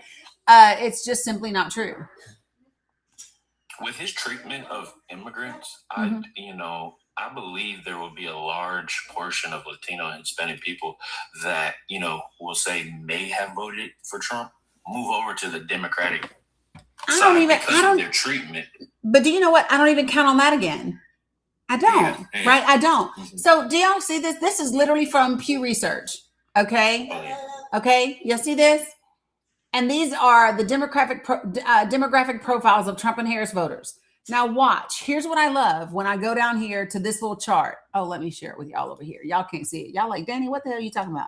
Hold on, y'all. I got you. So when I look at this chart right here, this is showing me 2016, 2020, and 2024, right? Look at the Democratic and the Republican vote. Where do you see this significant doubling in Black voters? Anybody see it? For Republicans? Because I don't see it. See this little thin thing right here? I mean, like, what is that? Oh, is that the growth? The lighter yellow? That's the lighter yellow represents Black people. Okay, I see. See? Yeah. Ain't that something? Yeah, so Hispanic is this light purple. which is still, look, 6, 7, 10, still 14, 11, 11. Hispanic voters for the Democratic Party held the same in 2020 and 2024. I'm at the chart, dear Kennedy. You see that though? These are the numbers, 2016, 2020, and 2024. In 2020 and 2024, the percentage is the same. Right? I just really want people to stop believing the bullshit. And this is the educational breakdowns, and this is the age breakdowns. Okay? So it's just really, really important. And this is suburban versus rural. And you can see rural is where Democrats need to pick up. Y'all see that? Look at the significant difference between Republicans in rural communities and Democrats in rural communities. Ain't that something? That's where the biggest difference is, because suburbia is really, really close. Urban, look how Democrats do in urban compared to here. You see that? This is why in 2023, I did an entire data project, right, on the top 100 rural counties across the country that the progressives could focus on for power building. Do you all realize that in rural communities, Republicans saturate the market? Most of them, the local news is owned by organizations like Sinclair Group, which is extremely right-leaning. They do free newspapers like the Epic Times, and they just regurgitate all of that information. And they are swamped by it. Democrats do not invest in rural voters at all. They don't. Tell me why, with all the money that the Democratic Party has, they are not putting out a free newsletter in rural communities. Because they focus everything on swing states and urban communities where they already do really, really well. And so I'm just saying there is a way to go. This is why. So listen, recommendations. If you live in small towns and rural communities, one of the best things that you can do is write letters to the editor, because your newspaper already struggles to feel its newspaper, right? You know, you can only cover the runaway goat and the strawberry festival so many times, right? So letters to the editors are beautiful in small towns and rural communities, because you take the pressure off your editor and your paper to provide information. It gives you an opportunity to get out facts and data in your community, and it helps build community, because now your neighbors see that this is a neighbor saying something. And so these are all the different ways that we talk about making those things happen in those communities. Thanks. I cut it 2 days ago. I got tired of wearing a ball cap. This is how y'all know when I finally, because I always cut my own hair. So when you see me break out a ball cap, and if it gets so bad that it's a ball cap or a bandana every day, that means this shit is long past a cut and I ain't got no time. Yeah, I love that cut. That's like one of my favorite haircuts. Well, thank you. Hairstyles. Yeah, I've got out the clippers and the That's really scissors. good. But yeah, so the thing is, so you guys hear what I'm saying to you. Don't fall for the okie doke. And it's really, really important that we have conversations with the people in our community. Here's the thing. I don't want to manipulate or trick anybody into voting and voting for me, because I'm one of those people. I do believe in karma. Like, I believe you reap what you sow.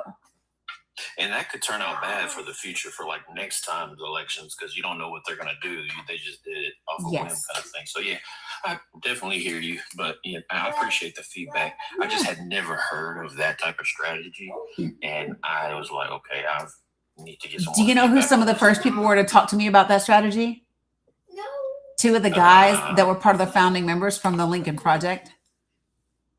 Oh really? Oh wow. Okay. I was at a caucus. I was at a caucus meeting where I was a keynote speaker, and they were at the round table, and when they were discussing different possibilities, this, that, and the other, and they said something like that. And I thought, yep, you surely were a Republican. Because that's the way you think. Yep, yeah, try to, manipulate someone into voting for your own interest, and then, just doing whatever you have to do. But I do agree, being direct and honest with people, you can maintain a level of respect and a dedicated voter block. So I do agree with that.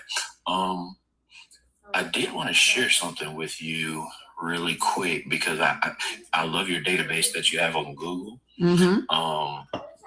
How do you guys coordinate, like, say, getting people in the community to discuss these things with other members? Yeah. So we meet right now. It's every other Thursday. So we meet this Thursday on Google Meet. I was supposed to send out the email yesterday, but y'all know my yesterday got derailed. So I will be sending out an email today. So if you have signed up for Project for the People in my link tree, you will get an email today. That email will have a link for the Google Meet that is this Thursday at 8 p.m. Eastern Standard Time. And if you can't make that, that's okay. I always email out a link to the meeting afterwards. The second thing, it's time to reevaluate. So the other thing that I'm really excited about is, so you know how we have, so for example, Rick G, in North Carolina, my last count, which was a week ago, we had people in 31 of North Carolina's 100 counties. Okay. So what I have is where there's a spreadsheet where everybody will have a link, and all it will have is like the person's first name, their email address, and the county that they're in. That's it. Okay. So you can now look at any state, even if you're traveling, because like you might live in North Carolina, but maybe you got family in Virginia, right? So people are collaborating together. People are like, where are my North Carolina folks at? Where are my Clark County folks at in Vegas? Where are my Cook County folks out here? And where am I, right? And so folks are getting together. And so we have weekends of action and days of action where we are specific that weekend, where we post things out on our social media, where we print them off, whether it's at your library or Staples or whatever. Some people have even made their own little pamphlets. And then we focus. So we always have a meeting the weekend before, the Thursday before a weekend of action. So this weekend, our newest graphic that I will be uploading is around data centers. Okay, I like that. Yeah. Mm-hmm. So that's a really important topic, especially with them rolling back the environmental protections to try to get those things and stuff. Yep, that's a great topic. Yep. And so these will be graphics that you can share across your social media. These will be graphics that you can print out and give out and talk about. But people have done things like this. People have gone to their college campuses and handed them. I have one of my folks, she was outside of an international grocery store market because that's where she was shopping. And she was like, hey, I just got a little bit of information for you. And she just handed them to pamphlet because a lot of these people are on some of the programs that are losing their funding, right? And it's, hey, so here's the information. Here's a QR code on the back. If you want more information, just scan the QR code and you can do ABCDXYZ, right? And so I've got somebody else scheduled like a brunch and invited some of her friends out. I've got people that are getting together and going to knock doors together. They're going to flea markets, farmers markets. I tell people, listen, get creative with it. Have fun. Like if I'm going to I might have my girls come over and say, hey, listen, we're going to spend 2 hours knocking some doors and handing out information. And then we go on for mimosas and brunch. You know what I mean? And then the second thing that we're doing is Project for the People parties. So if people want to put together virtual parties or parties in their own spaces, gatherings, town halls, whatever, and you can coordinate with me on like the day and the time that you're going to do that, I will join you virtually. And then we can talk about specific things for your congressional district, we can role play. We can talk about what's specifically happening in your community and how we can have those types of conversations. And so of course there's merch. The link for the merch is in my link tree. Like, here's what I love about the t-shirts that we did is look, we got QR codes on the back. So people, so people can actually They can scan the QR code on the back. There's we have little bags, we have t-shirts, we have ball caps, we have uh mugs, all those different types of things. Can I share something Yeah. with you Yeah. that I could maybe provide to you? Or so I have a, I told you I was working on a nonprofit. I'll just share it. I think this might be useful for you. Let me just do this. Let me see. How do I flip my camera? You gotta turn it on first. Yeah, there we go. Let's see. Shoot, I'm gonna try to zoom in. Do you see it? Yeah, I'm gonna expand you. Okay, so I gotta try to.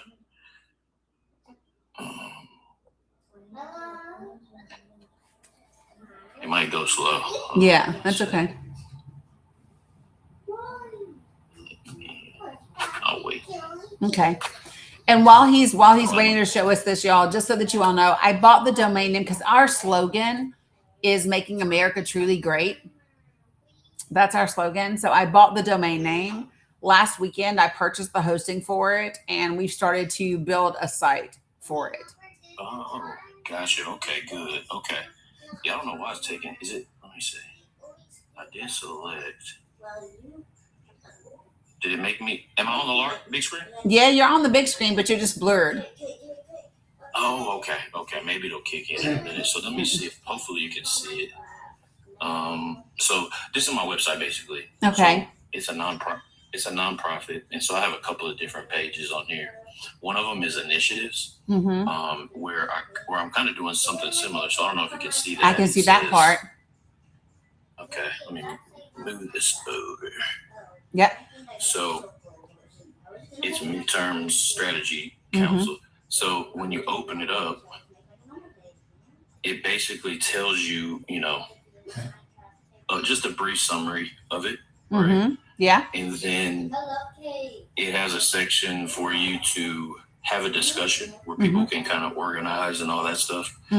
Questions, funding sources, great progress this week. We've secured our first partnership with local. So then also, if you have resources that you want to hold there, so this is the community survey. This is project timeline drafts, key stakeholder contacts. Yep. And then the participants, the people that are involved in the initiative. Yep. So I've used this as it's like a combination of LinkedIn. Yeah. And kind of like project planning kind of combined. Yep. And then you even put what roles you need filled for. Hold on, let's see. Shoot. Let me move it back over. So you get to choose, the roles: community organizer, data analyst. But when people sign up for the website, they basically, I'll just show you, they put what their skills are. So we just finished talking about this. We just finished talking about doing a survey, to send a survey out so everybody can put their skills and what they're good at. And I've just started to ask people. So if someone is interested in leading, in being like a state coordinator, and all of us volunteer. Listen, this is not. I just really want everybody to understand. Nobody is paying me to do all of this. Like, it's just this is all driven by the people, And this is what and this is what I want people to remember is just don't put the logo on anything without asking, and don't remove watermarks on anything, please. One of the things that I'm being really careful about right now is the data. The reason why I give the sources out there is because I want to make sure that when we put information out, it's unimpeachable. You know what I mean? Like, the data is solid and nobody can be like, oh, well, you lied because this isn't whatever. Right? What? Did he just lose again in court? He did. Sorry, y'all. Hold on. I'm excited. Hold on a second. And what was I going to say to you as well? And then when you create the website, I don't know if you're having people sign up and create profiles, but you want to make sure you have some type of firewall or gateway to protect your information. Terms and policies, what is it? Terms and conditions. Yeah. That guarantee protection of data and all that stuff. So the only people right now that they only can see what I send. I'm the only person right now that has access to the people's information that gets that gets sent in. But we can absolutely chat because we do have to. So here's the thing, y'all. When I did it, I knew what I wanted to do with it, but didn't really know. And people are like, yeah, no, we want to do this. And so now that it's growing to the degree that it is, and we are approaching 20% of the counties in the country with people in them, we got to get a little bit more organized. Don't really know what that looks like yet, but you know. Yeah, let me know because Okay. I even created a economic impact tool, and this is specific to my initiatives. And sorry, someone's got their little yippy dog That's outside. okay. I'm gonna get my dog out, and then the dog will be quiet. I got a big 95-pound Doberman, so. Oh wow. Okay, Yeah, so big listen. baby. I just want you all to know, where's Eli today, you guys? Eli is going to be screaming through the roof because so an appellate court ruled that the Pentagon illegally banned transgender troops from military service. Oh wow. Yep. So that just came down like literally 9 minutes ago. Doesn't matter if so first, Renee, we don't call them maggots. A maggot is a bug.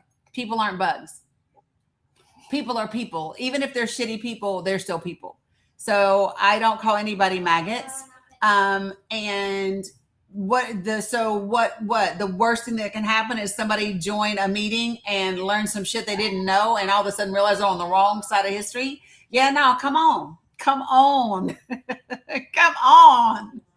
Yeah, I'm just saying. Yeah. Yeah, and then so that's all. And then I'll just really quickly just show you this real quick. Anybody can really use this, but for my initiative and what my focus is, it's like a valuable tool. It's basically an economic impact calculator, where I gather data from the census, like average household size, median income, household income, and it factors in like certain things. So the number of households, you can see kind of 5,000. That's awesome. Yep, and then it tells you, how much would be redirected back into the community. So based on 5K households, increased base community. So yeah, I created all of this myself. So if you need a website enhanced in any way, just let me know, and I'll definitely, free of charge, definitely help you. I am down for that. I appreciate it. Yeah. So this is what I wanted. I want to have a meeting for folks that have different skill sets. Or people that are like, I don't really know what my skill sets could be used for, but I'm down to help. And I want to have like a Google Meet where we can all get together and we can kind of share, because the reality is that there's only one of me. And if we want this to be as impactful as it truly can be, then we've got to put people together and we've got to let people. And I really believe this. I really believe that people just want something to do, right, Rick? I think that when people are like, oh shit, we can actually do this. We can actually make a difference. And then you give them a tangible thing to do. Man, that's all she wrote.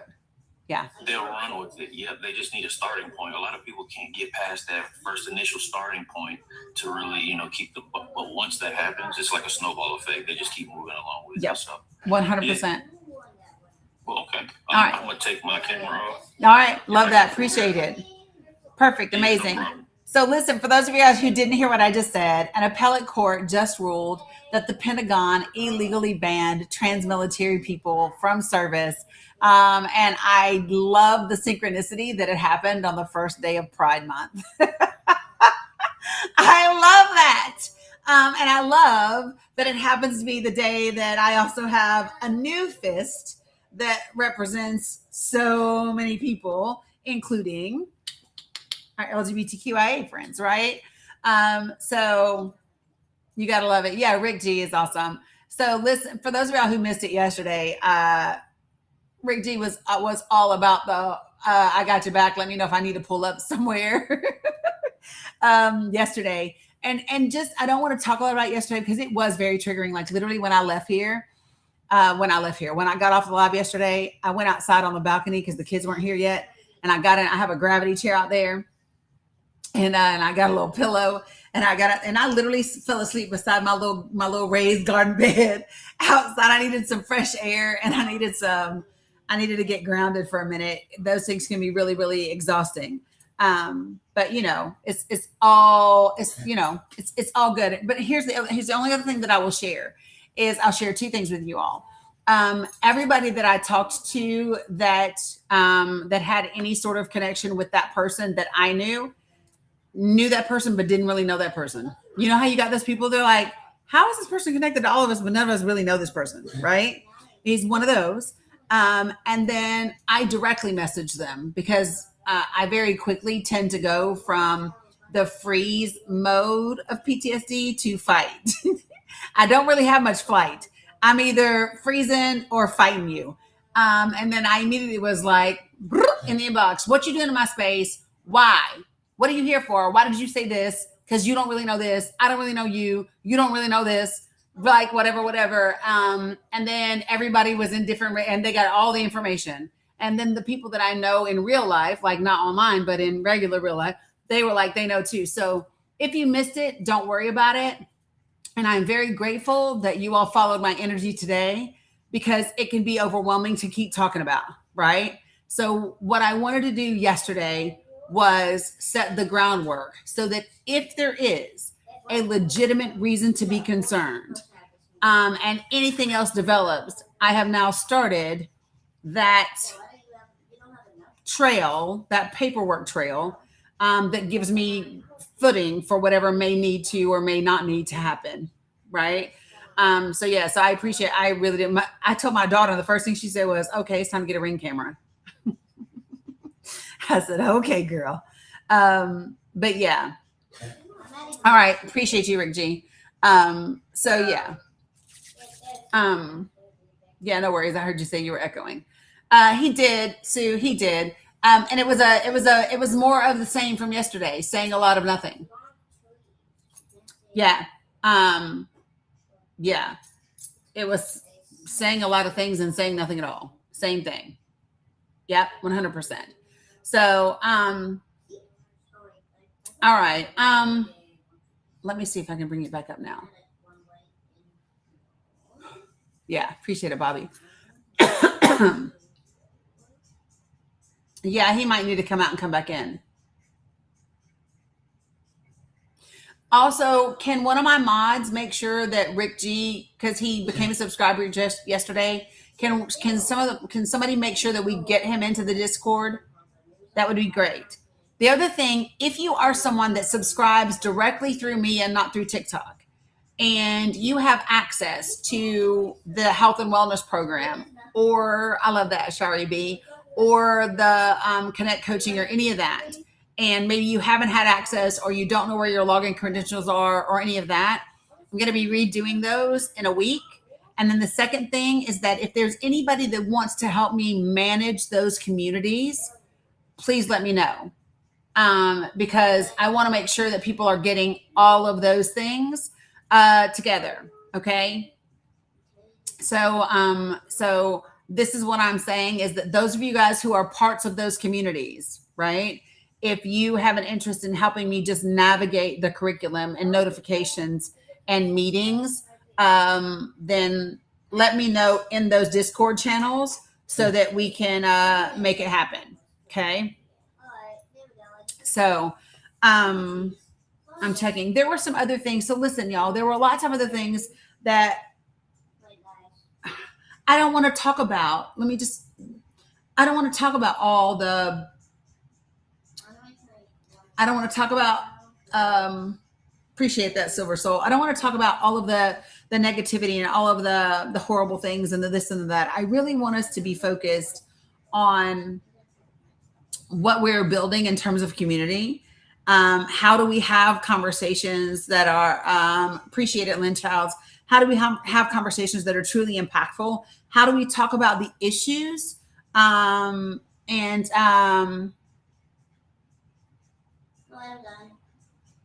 Yes. So Butter's house through me, it's in the Discord. There are links in the Discord. So like Sandy or Cam or Witch or LaRonica, will be able to can send you the link. Okay. Yep, we're gonna do that too, Kat. 100%. Yep, I got you, Bobby. We're gonna do that as well. Okay, so what the thing that I really want us to appreciate you, Belladonna. Yeah, I was in rare form in Casa's space last night because I was just tired of the fuckery. And I just feel like this, especially with men right now, to be really frank.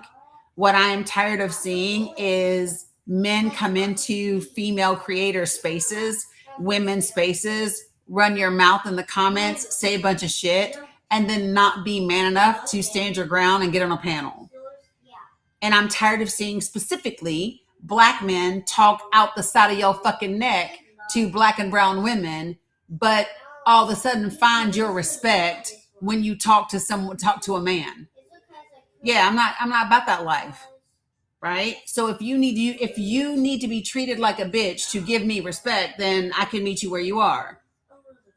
Right? I would like to be able to treat you like a man. But if you need for me as a woman to treat you like a bitch to give me the respect that I deserve, then I can meet you there. And if y'all notice, Ice brought his ass up in here today and still didn't come up on my panel. If you didn't notice, Ice, GOP's ass, brought himself right up in here today and still didn't bring his ass on the panel. Even though he told Caso last night, no, man, I ain't been in her live. You be in this live every day. So just, that's it. I'm not having it. And so if that's the way that you want to be, then I'm gonna meet you where you are. So this is the one thing about the matriarchy, okay, that's different from the patriarchy. The patriarchy treats people based on what the patriarch needs, how he needs to feel in that relationship. That is not how the matriarchy works. The way that the matriarchy works is we deal with you and we give you whatever you need to be the version of yourself we know you can be. Right? And so for some people, like I'm going to give you an example with children. Okay. So with some children, you can ground them and that's devastating. Right? For some children, you might have to tap that ass. For some children, like I'm whatever it is that you need, I'm going to give it to you because I care about you that much. Okay. Right. We build and nurture. And sometimes that building and nurture is what it is. That's why 1910 had his ass sitting in timeout all day the other day. He was in timeout on my live all day. Right? But you're not going to come in here acting crazy. And I wish I knew your mama or your sister and your aunt or your auntie, because I would call your mama, your sister, or your auntie, and I would say, come get his ass. Do you know how your son is behaving? Do you know how your nephew is in these streets acting?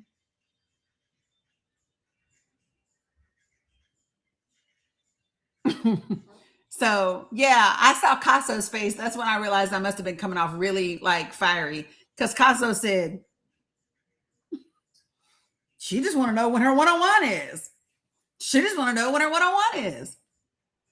Oh, Caso, you normally you won't do this. Man, get your bottle out your mouth and stop crying like a baby. It was wild to see.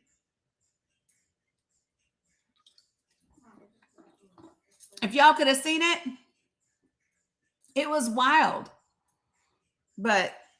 And he was in here today. You know what? I think I'm gonna go back and I'm gonna pull my chat at the beginning and I'm gonna clip his ass and I'm gonna post it today and I'm gonna tag Caso and say, see, your boy was up in here today and still didn't find his way to my panel.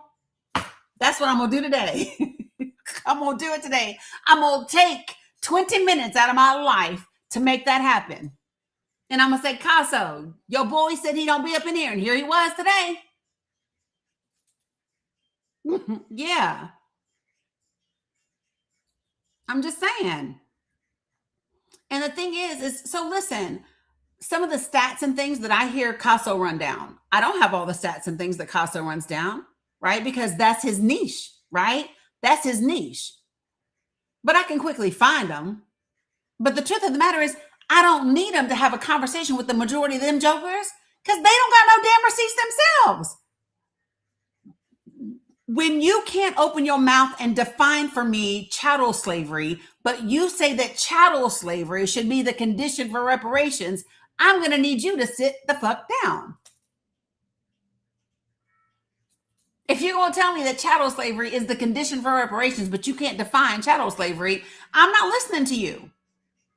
You're not even close to being in a position to be able to hold a conversation with me.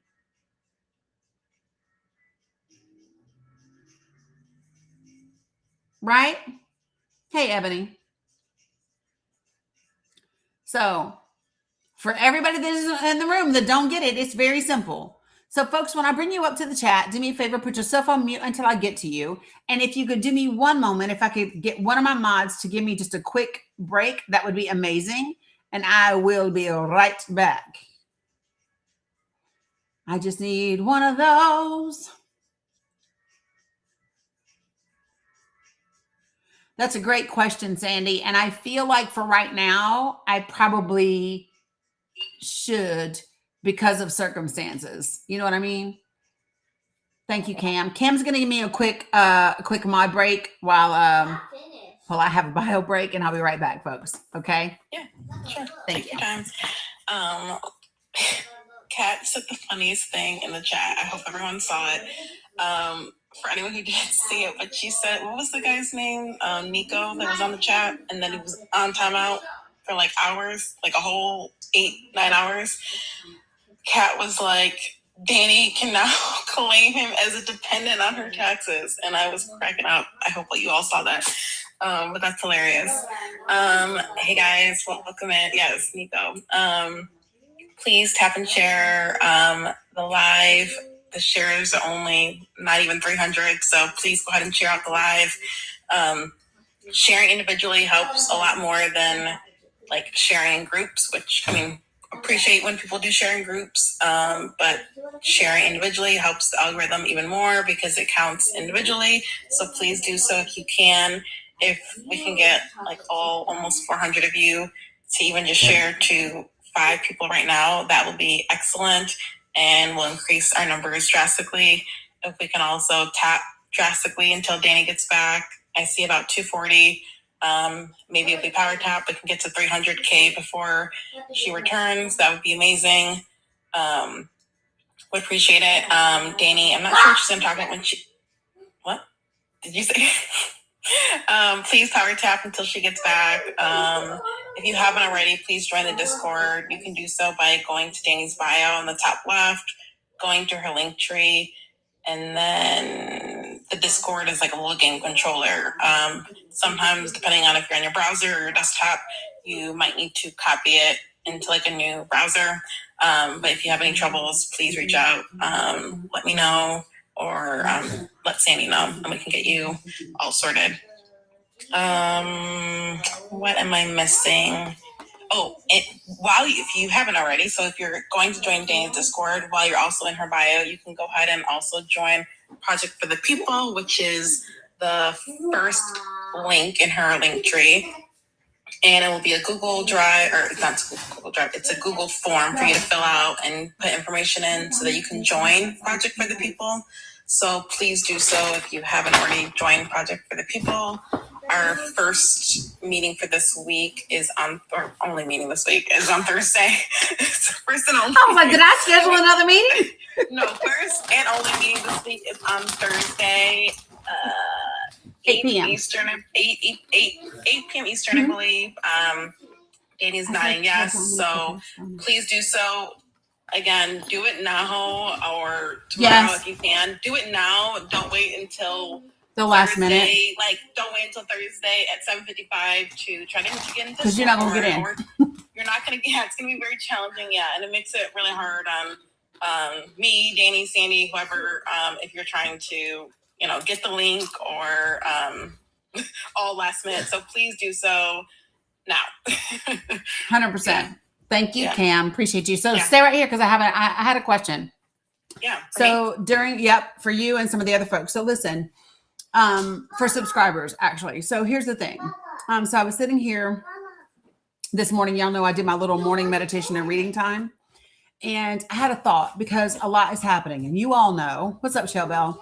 You all know that if we continue in the way that we are going, in the next few weeks, things are going to get tight for people, especially when it comes to, no, Granny, you don't, especially when it comes to traveling and things like that, right?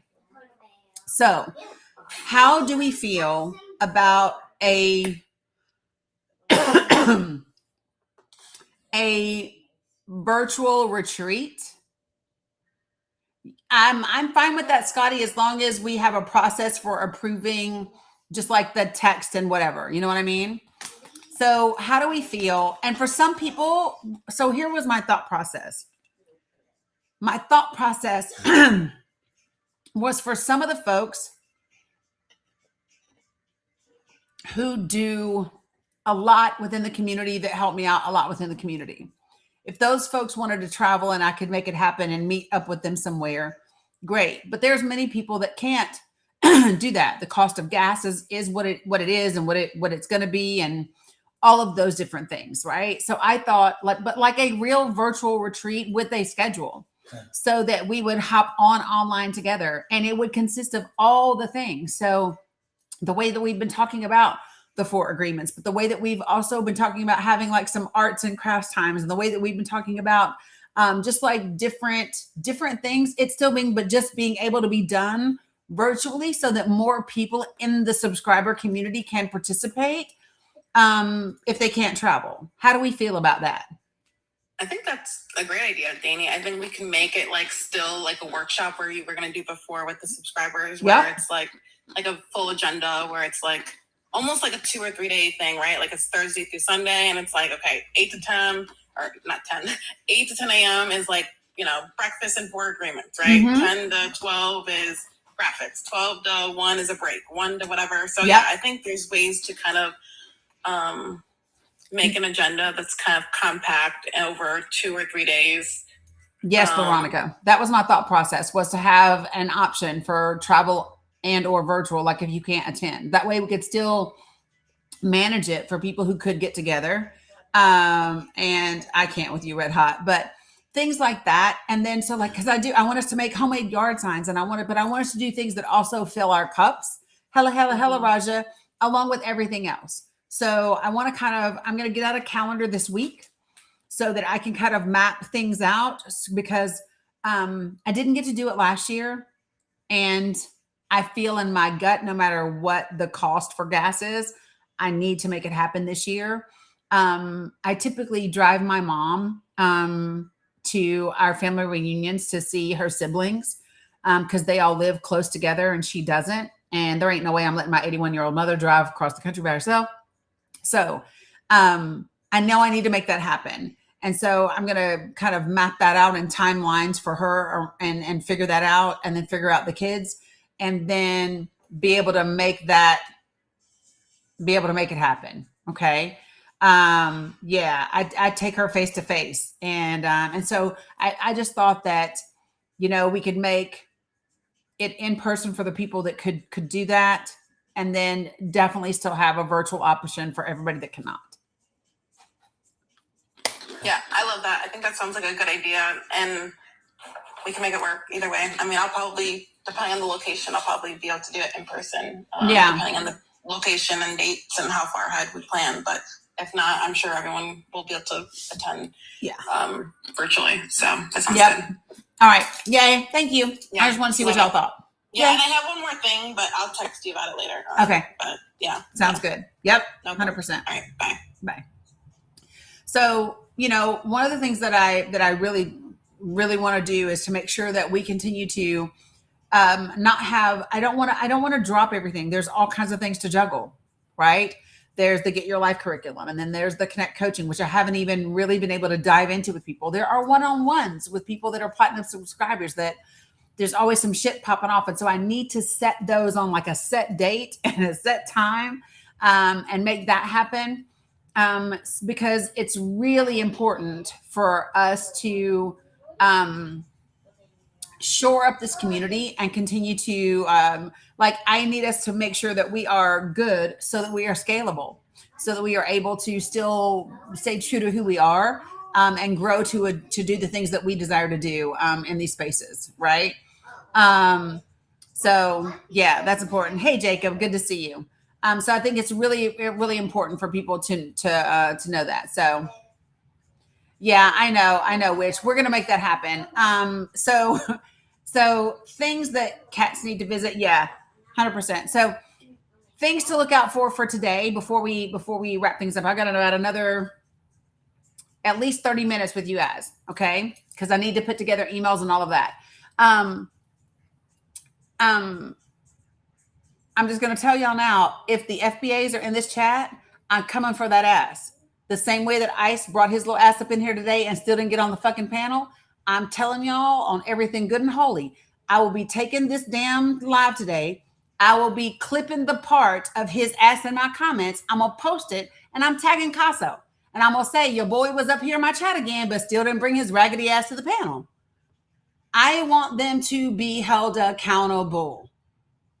And so that's everywhere across the board. If you got a problem with immigrants, I got a problem with you. You got a problem with LGBTQI people, what is FBA? It's a foundational Black American. I call it fuckery before accountability, Todd, and fuckery before accuracy. That's what I call it. Yes, FBA equals fuckery before accuracy. That's what they are. You know what, Kari B? Some of them say they're not Black MAGA. I don't care whether they are Black MAGA or not. What I know is they are doing the work of the enemy for free, right? When I first saw him, I just started saying, I just started calling them. At first, I said the newest Hotep ninjas.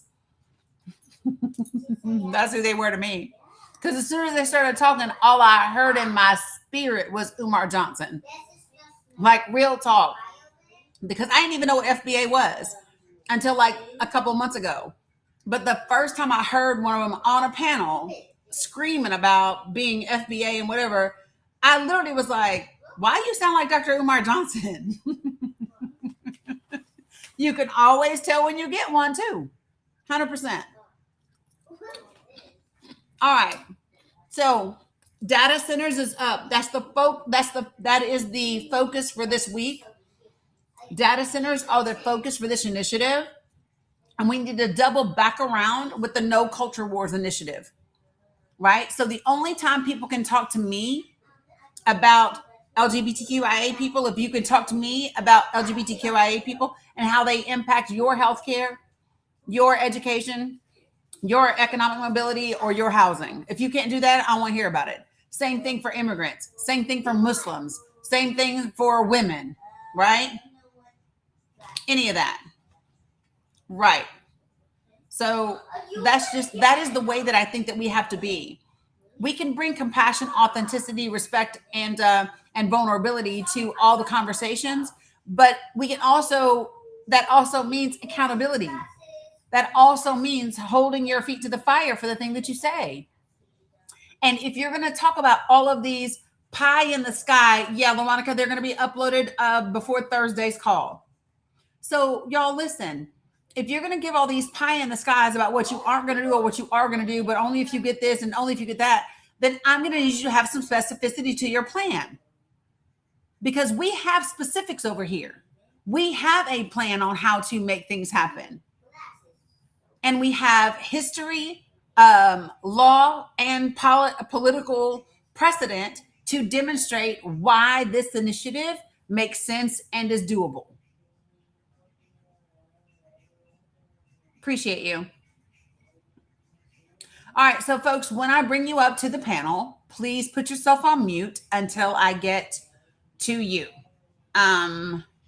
G. Fletcher, I am not familiar with you, so if you can put in the chat if you meant to come up to the panel, that would be fantastic, and let me know what you would like to talk about. That's G Fletcher that I'm looking out for.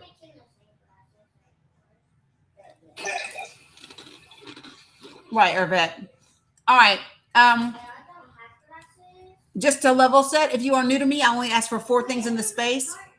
Ask that you be respectful, that you don't use slurs of any kind, that you don't spam my comments, and that you do not type in all caps because that's reserved for my moderators. And I have some subscribers that are vision impaired and it's reserved for them. So be respectful of people with disabilities. All right. All right. Good afternoon, Poop. What you got for me? I just want to know how you think immigrants and Muslims are not a problem. Because there's no data or evidence to indicate that they are. You sure about that? How about the fraud that's going on? How about what? The fraud that's been happening in Minnesota that's encompassed around immigrants. Can you share with me, can you tell me what healthcare corporation committed the largest healthcare fraud in the history of the country? You didn't answer my question. I am. I'm getting there. The goalpost that you pivoted, No, but you so, didn't answer my okay, direct so question. I don't know if you're new, but let me explain something. I don't do goalposts and pivots. All right. You mentioned one specific thing about Minnesota. And what I don't do is have a conversation around Medicaid or healthcare fraud around one specific instance and one specific state. We have to talk about it for the entirety of the issue that it is. Right? And so if you're going to talk about healthcare fraud, I'm going to ask you, are you aware of the largest healthcare fraud in this country? Who committed it? Who committed it? And when it was? That's what I'm asking you. So you're not going to answer my question, but you're going to ask me a question. So you asked specifically, so Poop, maybe you're not getting it. Okay. So this is important. Okay. So I'm not touching the mute button, by the way. Okay. Well, it's not me. So listen, Poop, this is the way that this works. So if you like to go to a live and argue, okay, well, he left. I don't know. So here's the thing, folks. If you're going to ask me and you want to talk about fraud and you want to say that immigrants and Muslims are the issue with healthcare fraud, then I'm going to ask you, are you aware of the issue of healthcare fraud in its totality, not one state and not one issue where the healthcare fraud was started by a white woman and Somalis happen to be involved in? Okay? You got it? Because if you know anything at all about healthcare fraud in the United States of America, then you would understand that the vast majority of it is committed by white men running healthcare corporations. It's providers. It's healthcare corporations. It's people like Senator Rick Scott, who was Governor Rick Scott before that, who was the president and CEO of Columbia HCA, which was the fastest growing healthcare system in the state of Florida back in the 90s. And you would have to know that the FBI and the IRS raided that healthcare organization in 1997 and then again in 2000. They committed $1.7 billion in healthcare fraud. And you would then need to understand that the reason we have repeated offenses when it comes to healthcare fraud, the way that we do, is because our government never holds the people committing the fraud accountable criminally. All they do is settle to get some of the money back, and then those same people go to another company and they do the same thing over and over and over again. Right? So if you're going to talk to me about healthcare fraud, no, I'm not going to allow you to talk about one state, one issue that you actually don't even have the accurate data about. No, I'm going to talk about the entirety of an issue. Because that's what we do. when we want to accurately talk about an issue. If you want to try again, Poop, you can come back to the panel. Because I didn't drop you. Nor did I mute you. You want to give it a go? That was his name, y'all. I'm not calling the man Poop. The man's name was Poop.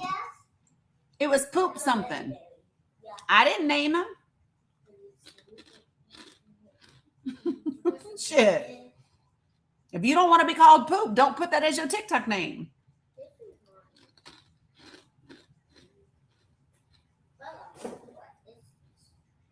I'm just saying. I feel like Mila chose his TikTok name for him so she could laugh.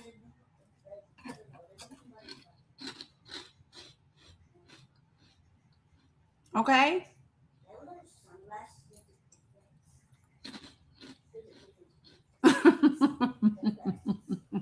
You know how little kids are? They're like, ooh, you said poop. Ooh, you know how kids are? Ooh, you said butt. Ooh, you said poop. Yeah. Yeah. So if Poop wants to get in the box, because Poop outside the box is never good. So if Poop wants to get back in the box, then Poop can come on up or out, whatever. Is Poop still here?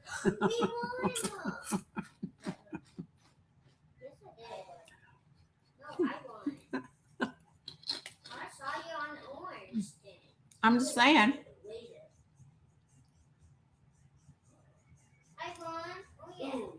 Yeah. Okay. So apparently not. Do I have any other HOTEP, FBA, I don't even know what else to say. Blaga. Any of y'all want to come this way today?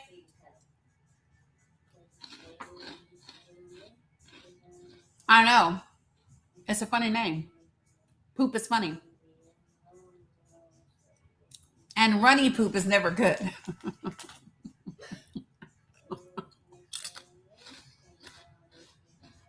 Mm-hmm.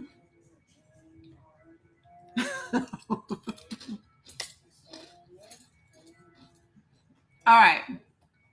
Just saying, folks. Real talk. I do want to say this to you all. I really want to give you this. I want us to work from a place of being, yeah, they're veggie straws, of being prudently cautious, okay? Being wise in our preparation, right?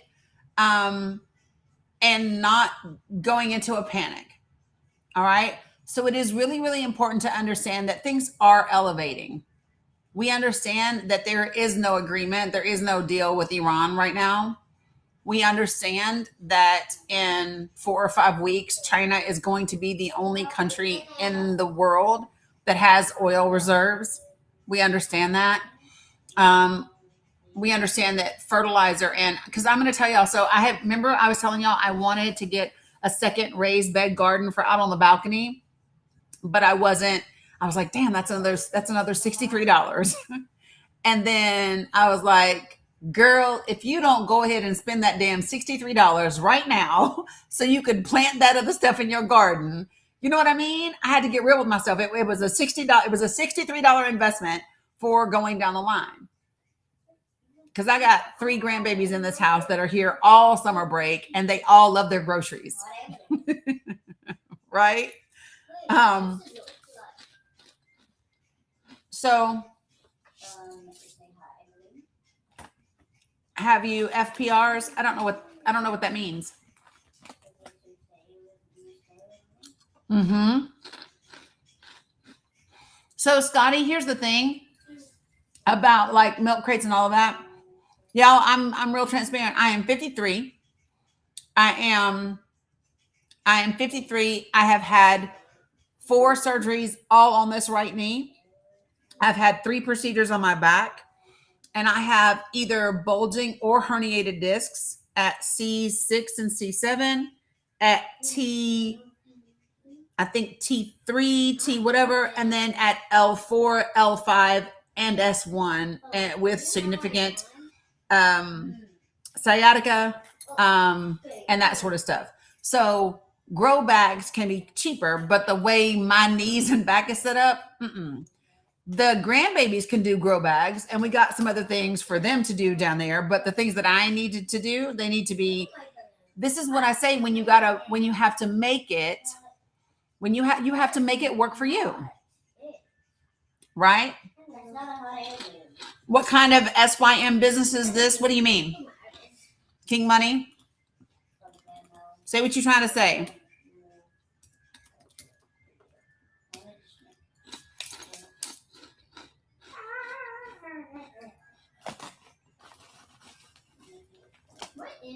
I don't know who that is, Lauren.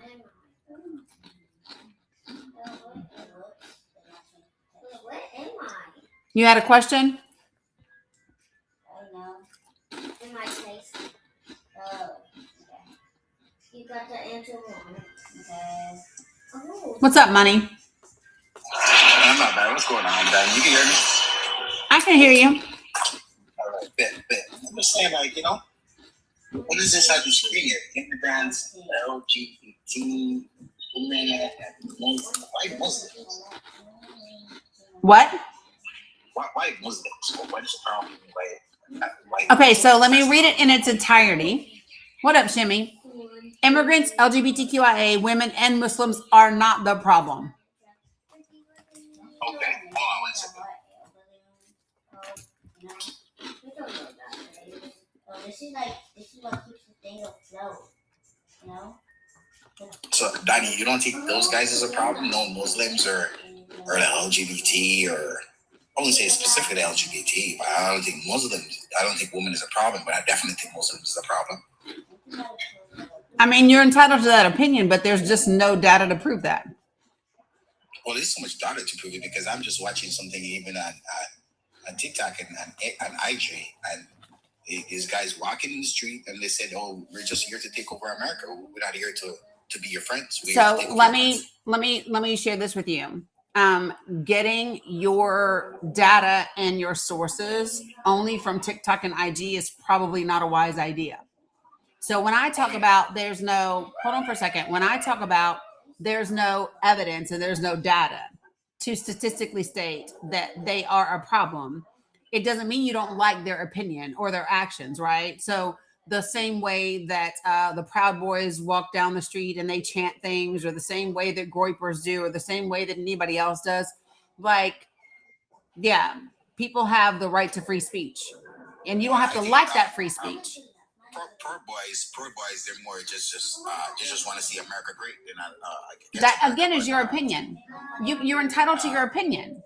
Mm-hmm. Yeah, I'm not going to argue your opinion. You can think whatever you want, but what we know is that there's no data, there's no evidence that demonstrates that any of these people are the problem. Well, I mean, if you ever read their holy book state that a lot that when you go to someone's zone and if you're not 15%, you should keep the peace until you're 15%. Then you start overthrowing them. I don't think you understand the rhetoric of that. I understand. I understand the rhetoric of many holy books, including the Bible.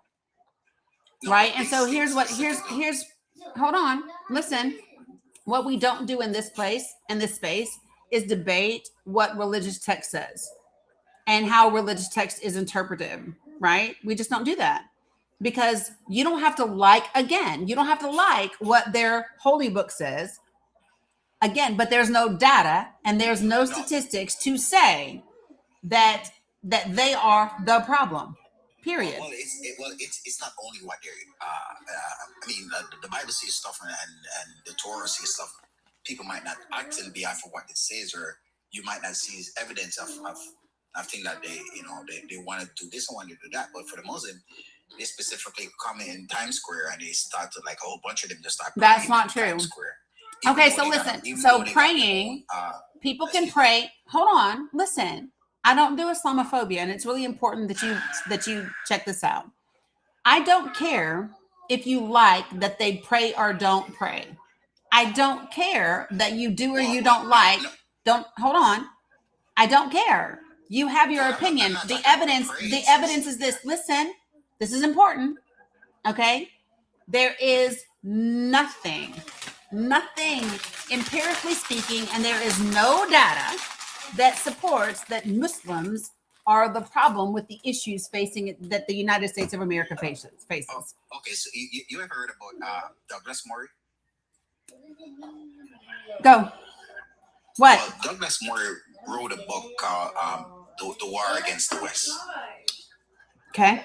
And if you look in that book specifically, that book name who's going to be our main threat and what is going to look like. And the exact thing with Douglas Murray wrote about, I'm seeing it happening right now in front of our eyes. They're doing the same stuff. They're not going to use any bullet. They're not going to use any aggression. So listen, have you heard of The Simpsons?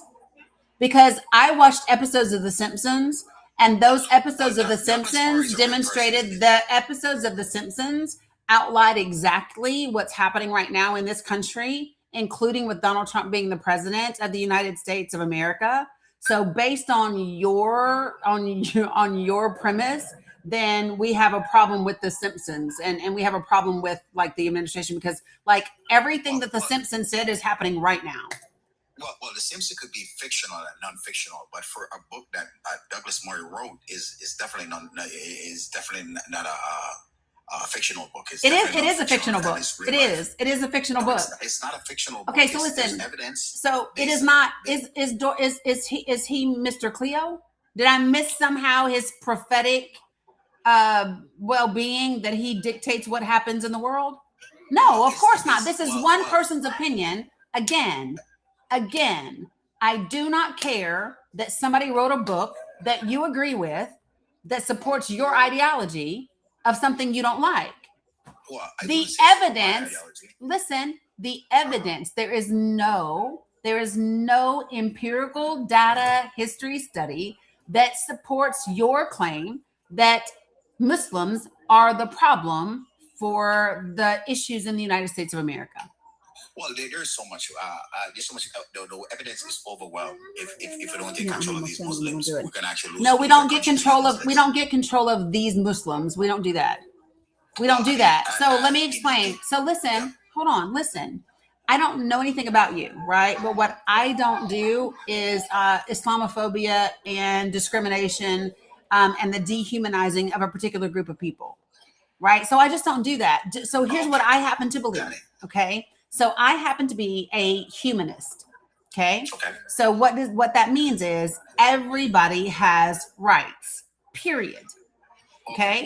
And I don't get to take away those rights based on whatever they do that I disagree with, unless whatever they do violates law, and then that is a legal matter that gets taken up within the court system. Well, that's specifically what I'm talking about. I'm talking about what if you said that you don't try to dehumanize people or for their religion or for whatever purpose or you just don't dehumanize people. But these Arabs are actually dehumanizing Africans by saying. So let's be clear: not all Muslims are Arab. So let's be clear that we don't conflate the two. That would be the first thing that I would recommend, is that we don't do that. We're not doing Arabs and Muslims. We're not doing that. Okay, so listen. So let me. This is going to be difficult for you because you like bigotry, and I don't. Right? So you like. So no, you literally like to get on a panel and regurgitate bigoted talking points, and I don't do that in this space. So can you share with me, what is your religion? Me, Judah Christian value. What is that? Because Judeo and Christian don't have the same values. Well, pretty much because America was founded at Judea. No, they really weren't. So do you understand that? Do you understand that Judaism? No, it's not my opinion. It's actually a fact. So do you understand that the Jewish people, listen, Jewish individuals do not believe that Jesus Christ is the Messiah. So to be a Christian, hold on, listen. To be a Christian means that you believe that Jesus Christ is the Son of God and he is the Messiah. That's Christian. Judaism believes no such thing. And in some parts of Judaism, and in some like Orthodox, some Judaism actually believes that because Jesus was claiming to be the Messiah, he was leading people away from God, and he is in like the 7th level of what Christians would call hell, in burning feces, right? So it's really, really important that when you say things like that, you are accurate. So here's what I'm going to ask you, and I would like for you to be very specific. Can you name for me what you believe to be Judeo-Christian values? What are those values thou speaketh of? Well, you almost fully describe it, but one of the part that I find you're being very disingenuous by saying that Jews don't believe in Jesus, because I didn't. That's not what I said. I said Jews don't believe Jesus is the Messiah. You got to listen okay. You got to listen to understand what I said. Well, okay, yeah. So you said you think Jews. Okay, that's your opinion, because what the pro-Palestinians are telling you that. No. Okay. On, so no. I'm going to set some ground rules for you, so that I don't have to cuss you the fuck out. Okay. Well, no, sir. I'm going to set some ground rules for you really quickly. Okay. So that you understand what you don't do in this space. We are not having a conversation around Palestinians. That is not in any shape or form part of this conversation. And you, sir, are not going to bring it up. That's not going to happen. Not now, not in 5 minutes, not in 10 minutes. It's not going to happen. And you can either abide by that or you will leave. That's number one. I want to be very, very clear about that. Well, I don't care what you thought you were being, and I didn't ask you to take yourself off mute. I didn't ask you to do that yet. So I'm going to finish laying my ground rules so that you understand what we're not doing in this space. Yeah, we're not doing that. And I've been very, very, very clear. I do not do Islamophobia. I do not do any of the slurs, any of the hatred. I don't do any of that. I don't platform it. I don't have time for it, and I won't engage in it. Now, since you've got up here, you've made a lot of claims, and no, not a single data point, not a single fact to back up what you've said. Not one fact. And so we're going to go back to the original thing that you said. And I'm going to ask you again for a source, a data, a verifiable peer-reviewed source that backs up your claim that Muslims are the problem for the United States of America. Give me one source. What's his name is Zakani Mogadi, whatever his name is. I don't know what you're talking about. What's a source? The New York mayor never attended Israeli Day. He doesn't have to attend Israeli Day. That's not a source. Hold on. No, I'm not holding on. You're not doing Islamophobia. Did you hear me? You're not doing it. I don't know why the fuck you don't get it, bro. You're not doing it. I'm going to ask you again for a source, not what you don't like. I don't care that you don't like that Mom Dani did not go to Israeli Day. I don't give a shit. You just asked me what's the problem. I asked you, no, sir. I didn't ask you that. I didn't ask you what the problem was at all. So you didn't ask me if Muslim was not the problem? No, I didn't. No, I didn't. I said, what would you like to say? What do you have for me? And you said, how do you think that immigrants and Muslims aren't the problem? And I said to you immediately, what is the source for your claim? There is no source that demonstrates. I guess you wanted it in written proof that. No, what I want is a fact. Yeah, not your opinion. I don't care about your opinion. Like if you want to be a bigot, be a bigot. I don't care. Be a bigot. You are not the first bigot I've ever met in my life. You will not be the last bigot I ever meet in my life. But if you're gonna have a discussion, then I'm gonna ask you for a fact. Well, that's what I'm saying. I'm trying to state the fact. No, you haven't. You haven't given me one fucking fact yet. I almost just gave you a fact and you cut me off, so you don't want to hear nothing about. No, because I asked you for a source. Well, I'm trying to give you the source. I'm trying to tell you the Talmud that you claim that they said Jesus in annihilate the one that have nothing to do with Jews. So let me be clear again. I asked you for a source that demonstrates that Muslims, quote unquote, are the problem. Jesus. You said Jews don't believe Jesus is the I Messiah. said, that's a lie. Okay, and I said in some, and be clear, like if you're gonna, come on now. What did I say exactly? I said, in some Jewish faiths, did I or did I not? They do not believe that Jesus was the Messiah, and that because he claimed to be the Messiah, and he claimed to be the path to God, that he was leading people away from God, and therefore he was in what Christians would call like the seventh level of hell in boiling feces. So listen, and so what I said very clearly is that's what some believe. Now, what I've asked you for repeatedly, and your ass has not been able to do it yet, so I'm gonna let you try one more time, is give me a source with data and empirical evidence that backs up and supports your claim that Muslims are the problem. Oh, okay. Hold on 1 second.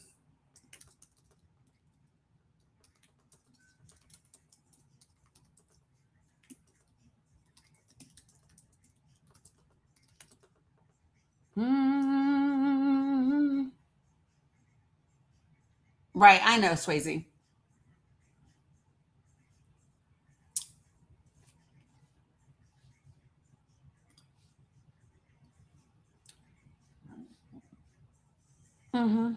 This is one of my sources,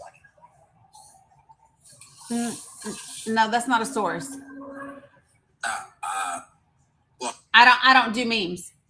You don't consider that I a don't do source memes. No, I don't do memes. I ask no- you for, so remember what I said? I said I would like for you to give me a reliable source, preferably with data that is peer reviewed, not a social media meme. Oh, okay. So you want data too? Okay. All right. Yeah, I said peer reviewed data evidence. Like that's what it. So listen, whenever we talk about something becoming a fact, there is statistical data that backs up the claim.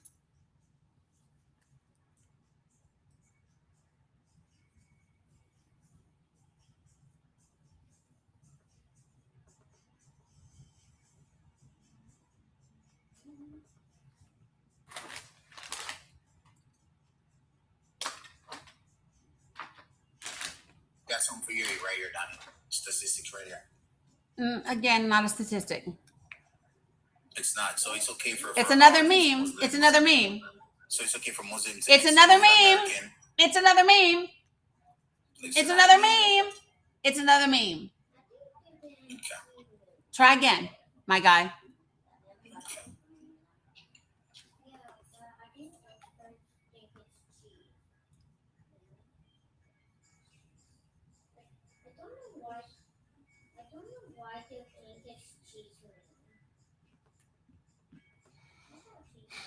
And this is why we can't have nice things. And this is also why more women are remaining single.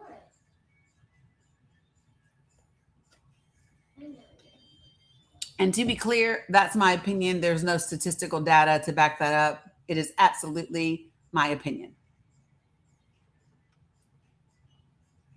Yes, it is why we choose the bear.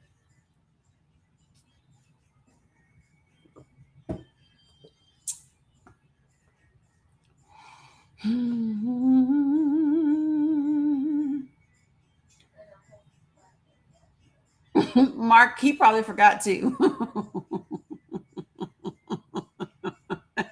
Yes, Miss Marilyn, 100%. I'm trying to find some hardcore evidence to give you, but it don't seem like I've luck to find them right now because my phone is giving some type of. So, do you think that it might be wise before you go on the internet making claims that you should have some evidence to support them? Well, I I'll always stick to my stance, and my stance will always be Islam is a problem for the Americans. Okay, so but here's my thing. So listen, this is what I said. I said to you at the beginning of this, if you like to be a bigot, be one. Like, no problem. I got no problem with that. Like, I respect it. I respect the commitment to the bigotry, for real. Like, not the bigotry itself, but your unrelenting commitment to the inaccurately unjustifiable, non-source supported bigotry. Yeah, bro, have at it. I mean, at least you're committed, right? I think the thing that is really wild, right, is that on the other side of that, I also go, what happens in someone's brain where they go, it does not matter to me if the thing that I'm saying is factually accurate, I am going to be proud to be ignorant and wrong. That you could say that about me if you want, because I'm not gonna. I just did. I literally just did, and what I'm saying to you is I don't understand it. I appreciate you. I really appreciate it, because I'm not going to change my stance, because I know what's going on. But for the people that don't know what's going on, they could believe the TikTok influencer or whatever who's people doing TikTok. Oh, you mean like you believe the Facebook memes? So let me show you the difference. Hold on a second. Well, just I'm not believing hang Facebook with memes. me. Oh, but you were, because you showed them. So hold on 1 second. Hold on. Name for me, because you said you believe that Muslims are the problem for the Americas, correct? Yeah. Okay, Yes. so watch this. This is gonna be funny. So this is gonna be really, really good. When you say the Americas, so you think that Muslims are a problem for South America too, and Latin America and Central America? Yes, South America, Latin America, and Central America. Yes. Okay, and in what way? They're building numerous of mosques for 5 years ago or 4 years ago. Jamaica actually encountered the first mosque ever in our history. So I mean, that alone changing the dynamic of how they're doing stuff. In 80, they just bring 5 mosques in 80, just build them right off the top in 80. In Mexico, the Mexicans are working with the H group. So I mean, we've seen this consistently. Okay, no, we haven't. Okay. No, we haven't. But Yes, give me 1 second. Yeah, hold on. Hold on.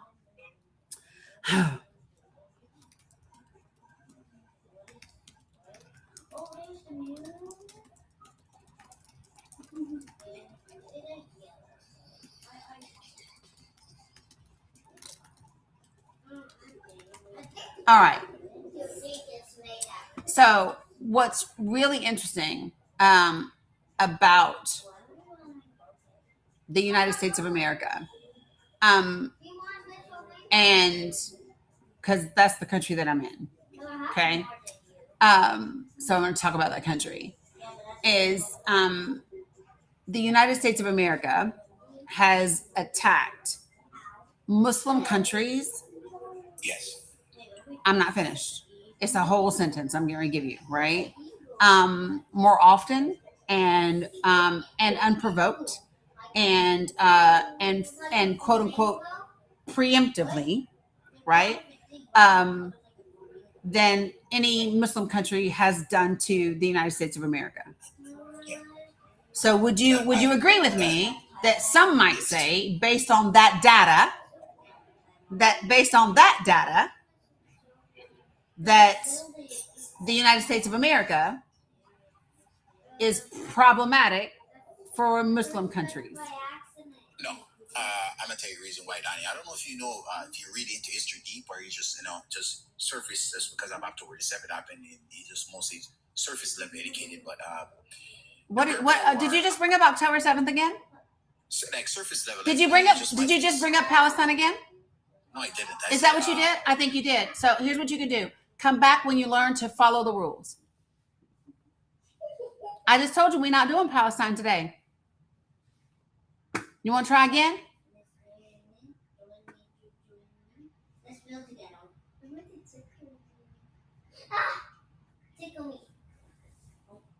No, he really does not know me. Okay, now when I bring you back up, I'm going to need you to learn how to follow the guidelines. Can you do that? So I said it once and I'm going to say it again. Okay? What you're not going to do is bring up October 7th and Palestine. Now, if you want to have a real conversation about Palestine without your slick fucking tongue, I'll do that with you. And we'll go further back, way further back than October 7th.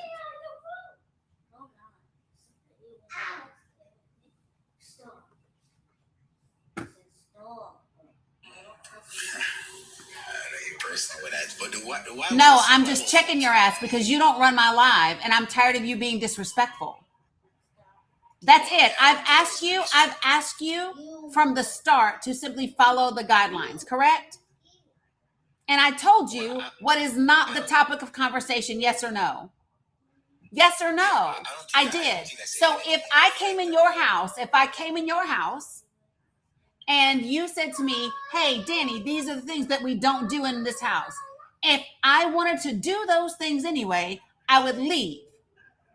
What I would not do is come in your house, tell you that I would abide by the guidelines of your house, and then you do, and then do whatever I want to do. That's called disrespect. And you're not going to do that here. Okay, well, I'm going to contain myself pertaining to that place over there in the Middle East. But great, do that. For the reason why I even state that fact, because for the Berber War, I mean, you just mentioned that we always attack these Muslim countries, but they are the one that started this war from the Berber War. They attacked American ship and stole their gold, stole their people in the Berber War. So I mean, who did? It's just well, the Ottomans pirates that stole the ship that in the Berber War. So I mean, the Navy itself was invented because of the Ottomans pirates that keep stealing American gold and keep stealing American people. So I mean, if the Ottomans already did this, I don't think it's ever going to be ending. Is the Ottoman Empire all Muslims? Yes or no? Well, no. Far as some of them was Jews, some was Christian, some was Muslims. Okay, so again, historically speaking, the United States of America has done what? Well, the United States of America protect ourselves. No, they haven't. Why do you say we haven't? I mean, I already just told you, right? No, we haven't. So tell me how the United States of America protected itself by overthrowing the Iranian government in 1953. Okay, we'll leave her alone. I don't think it was that had really nothing to do specifically American government. I think it had more to do with the English government. Actually, it didn't. It had to do with the English and the American government when MI6 and the CIA ran Operation Ajax in Iran. Well, that was specifically the United States of America. As a matter of fact, it was Eisenhower's son who ran the operation on the ground in Iran.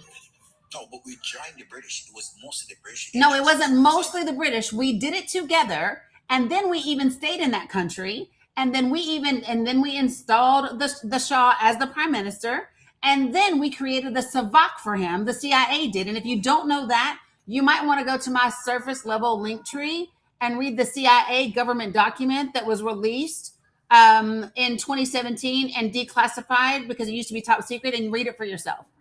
But Dani, we weren't the one who told Iran that they can't nationalize their island. Hey. No, we did. So let me be clear one more time. I'm going to say it again because you don't like facts, my guy, and I do. Okay? So if the United States of America says, yes, the British, we will help you overthrow the government, we will do that. We will send our CIA over to Iran with you. We will help pay for the propaganda. We will help distribute the propaganda. We will help overthrow and organize the coup so Mohammad Mossadegh gets arrested, imprisoned, and then in house arrest for the rest of his life. We will then help you install the Shah as the prime minister, and then we will proceed to sell hundreds of thousands of arms to Iran under the Shah's leadership because he is agreeing to westernize Iran, and we will let our CIA develop and train and create the Savak that shuts down any opposition to the Shah. It is, in fact, the United States of America that did all that shit. And the excuse of our friends asked us to doesn't fly. Well, I mean, I think we didn't have much interest in it anyways, but yeah, that happened. And if you're saying that we try to install back install the Shah, I mean, we did it. Iran or Persia was originally had their kings and queens originally. There was never an Islamic regime over there. Okay, so let me be clear. Okay, so in 1951, what was Iran? 1951? Yeah, in 1951, what was Iran? What kind of government was Iran in 1951? I would say it's a moderate government. You know the question. So, would you consider them to be? Would you consider them to be a democracy, a communist country, a socialist country? What would you consider them to be?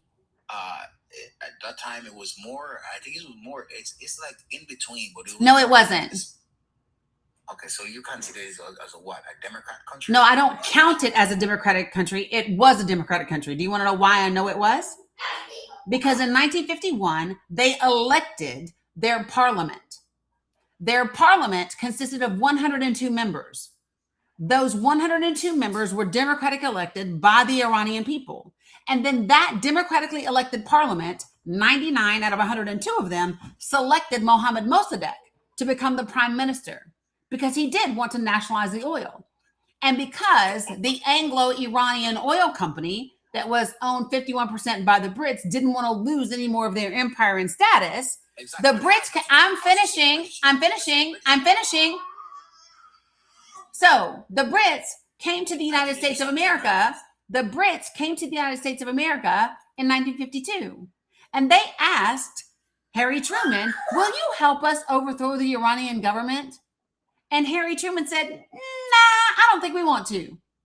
So the Brits waited a little while longer until after the election of 52. And they waited until 53 when Eisenhower took office. And then they came back and they said, hey, Eisenhower, now that you're there and your son's in the CIA and, he likes to do this kind of shit, will you help us overthrow the Iranian government? Because we need to keep the oil. And we said, you know what? I think we will help you. Now, let's just put it in layman's terms today. And you can Google it if you need to. I see your teacupping. But layman's terms, what would that look like today? So let's just say today, right, that I came to you, King Money, and I said, listen, bro, will you help me rob a bank? Because I need some money, right? And you were like, you know what? I think I will help you rob a bank. As a matter of fact, I'm going to help bring the weapons. I'm going to help arm the troops. I'm going to help steal the money. And then, you know what? I'm going to make sure that afterwards we put somebody in charge of the bank that gives us money from the bank. And then we're going to I'll even help you put some more guards around the bank so nobody else can get the money but us. After that, right? You cannot then come and say, oh, well, Dani made me do it. Dani asked me to. I did all that bad shit because Dani, that's not how it works, right? We did that. Yeah. I don't know. Hold on one second. Okay.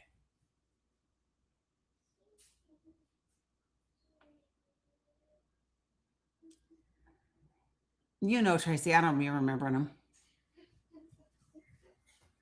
Thank you, Abdul. I do what I can.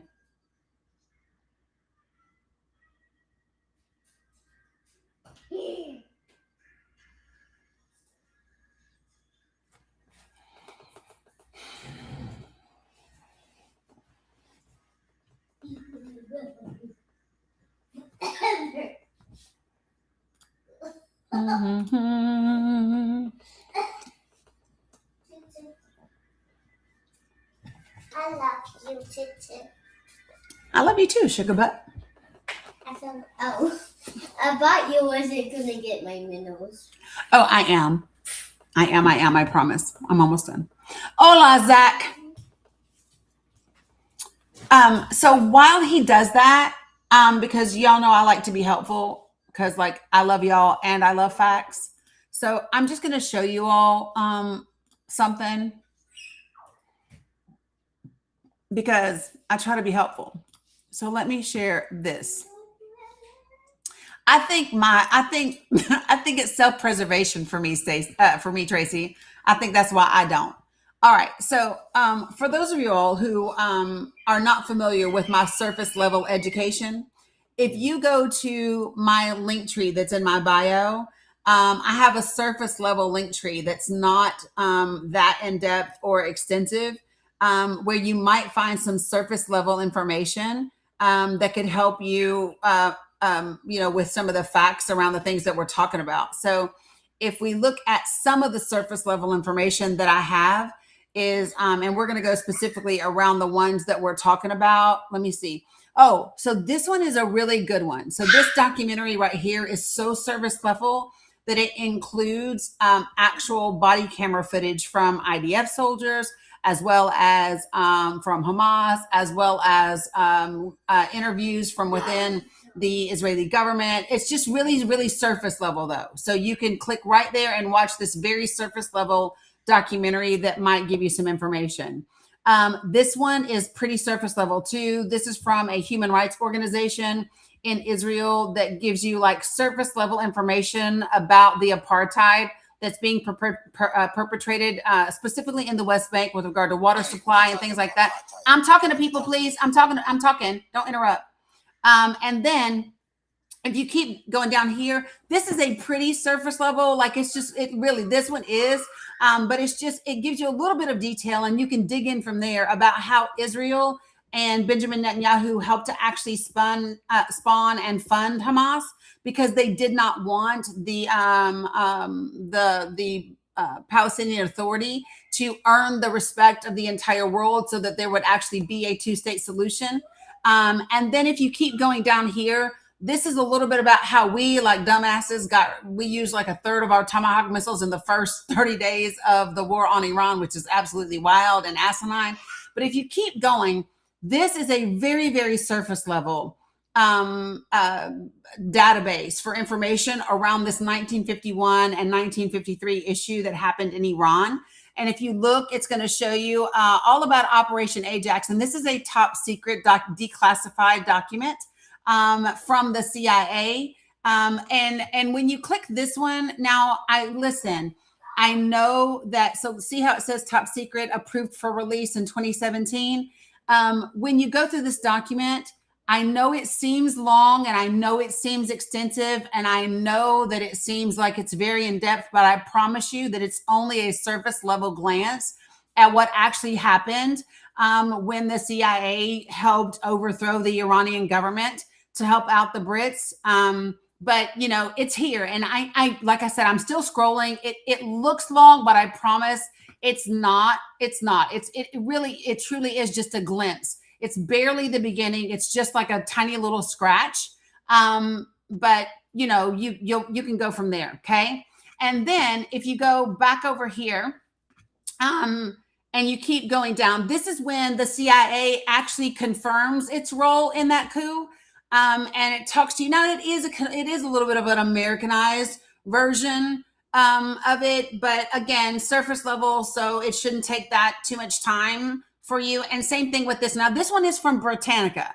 And I know that people oftentimes think that encyclopedias are really in depth and very fact-based and historically accurate, but I promise you, this Britannica reference is just surface level. So you will not have to spend a ton of time reading the accurate history that the Encyclopedia Britannica lays out for you, okay? And nor with this CIA report that has alleged assassination attempts of foreign leaders committed by the United States government, or just like 10 of the dozens of times that we helped overthrow foreign governments. Now this one, again, very, very, very surface level when we talk about the Pentagon Papers and the amount of intelligence and very corrupt things that the United States of America has done over time. This one is one that I highly recommend that you read, although it's only surface level. It gives you like a view of what our national security strategy is. It's one of the things that the EU is kind of concerned about, but again, it's just real, you know, it's just barely a glimpse. It's a small amount. So I don't want you to think that you'll have to take too much time, because it won't. Nor will all of this information about Israel using thermo munitions and evaporating people, or Rachel Corrie, or this Democracy Now! Very surface level investigation into the crimes that have been committed. See these 3,000 Palestinians that they evacuated. So all of this very, very, very, very just top line bullet point information. Won't take long at all. If you want to keep going down here in this pretty, like, I don't know, elementary database of information and facts, I promise you, folks, you can probably go, I don't know, you could probably click King's profile, and I'm sure that he has a much more in-depth link tree, and that's full of accurate information and government documents and things that you can cross-reference that would give you a much better picture of history than I do right here. but I'm just giving you this tiny glimpse of where you might want to start before you get into the things that King Money can offer you. I'm sure that that the memes that he has are like so detailed and so significant. You will just don't be too overwhelmed though. You can just read a little bit and then go back. But this is just, a little bit. So, I mean, here's more. This one is a whole great section. This starts with like the Balfour Declaration, and then it goes all about like this one. I can't even read this one out loud. But these are all of the human rights reports and all, you know what I mean? So this one is actually from like the government website, the Office of the Historian. But again, very, very, very surface level, nothing too overwhelming there.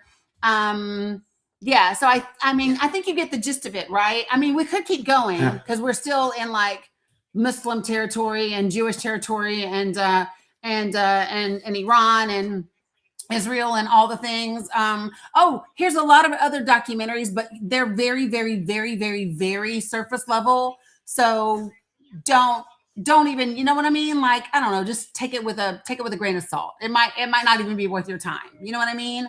None of these voting rights issues should be of concern to you, I'm sure, at all. I don't think that you need to worry about any of the classes or the books or anything that I've made available to you, because I'm sure that King has a reference that is so much more in depth than anything I could ever hope to put together.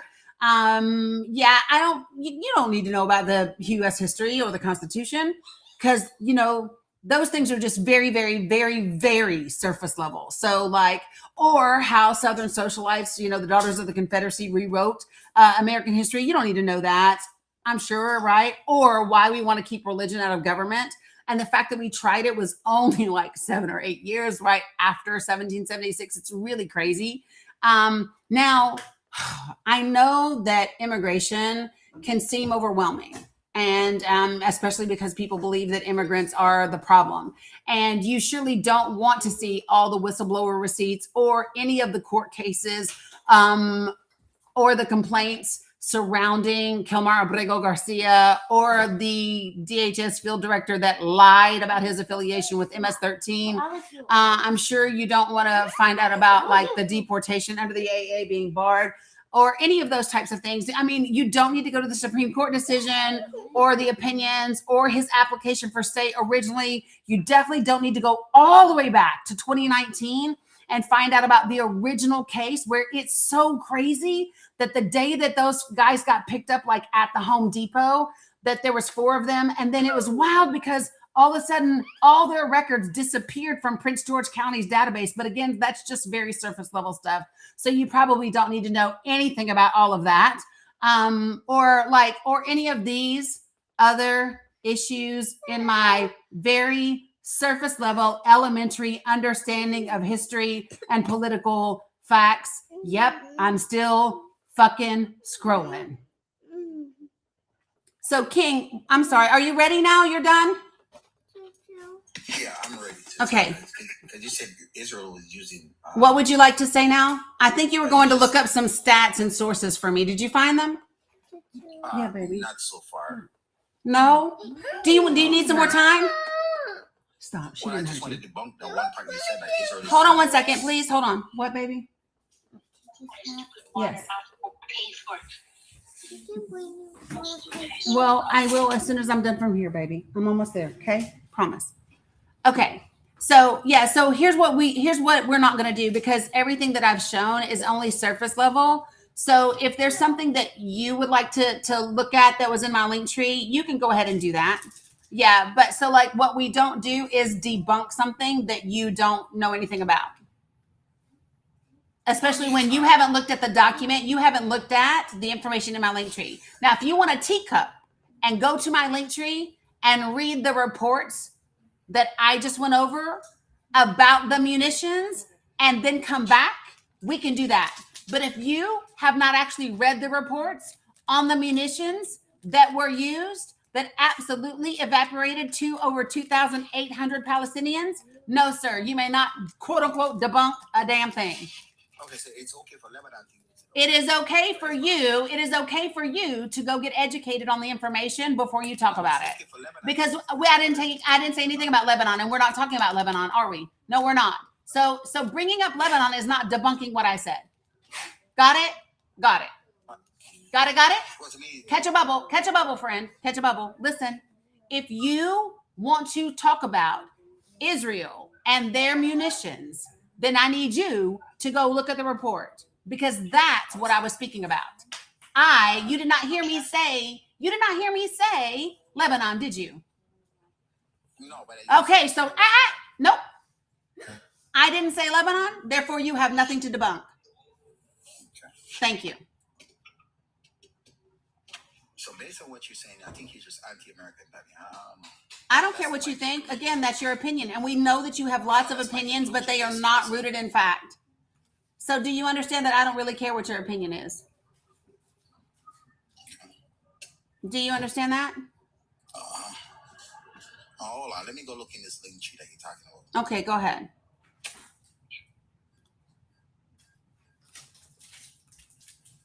I don't know why my thing is messing up over here, you guys. Yes, baby, you need help. I don't want to do that. Hold on, y'all. Something messes up.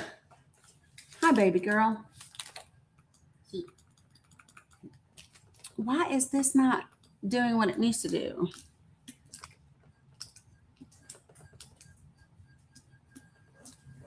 Y'all, something has happened.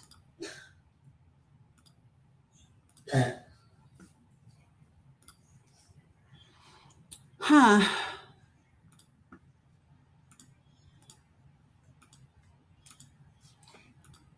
Damn.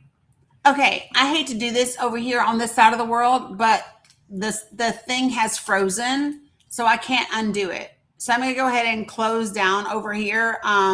You can join me over on the Tick of the Talk for the rest of the live, though. I'm sorry, you guys. I don't know why it's doing this, but it won't let me. Yeah, it's stuck. Everything is stuck over here. Okay. I appreciate you guys for watching, and I will see you all tomorrow.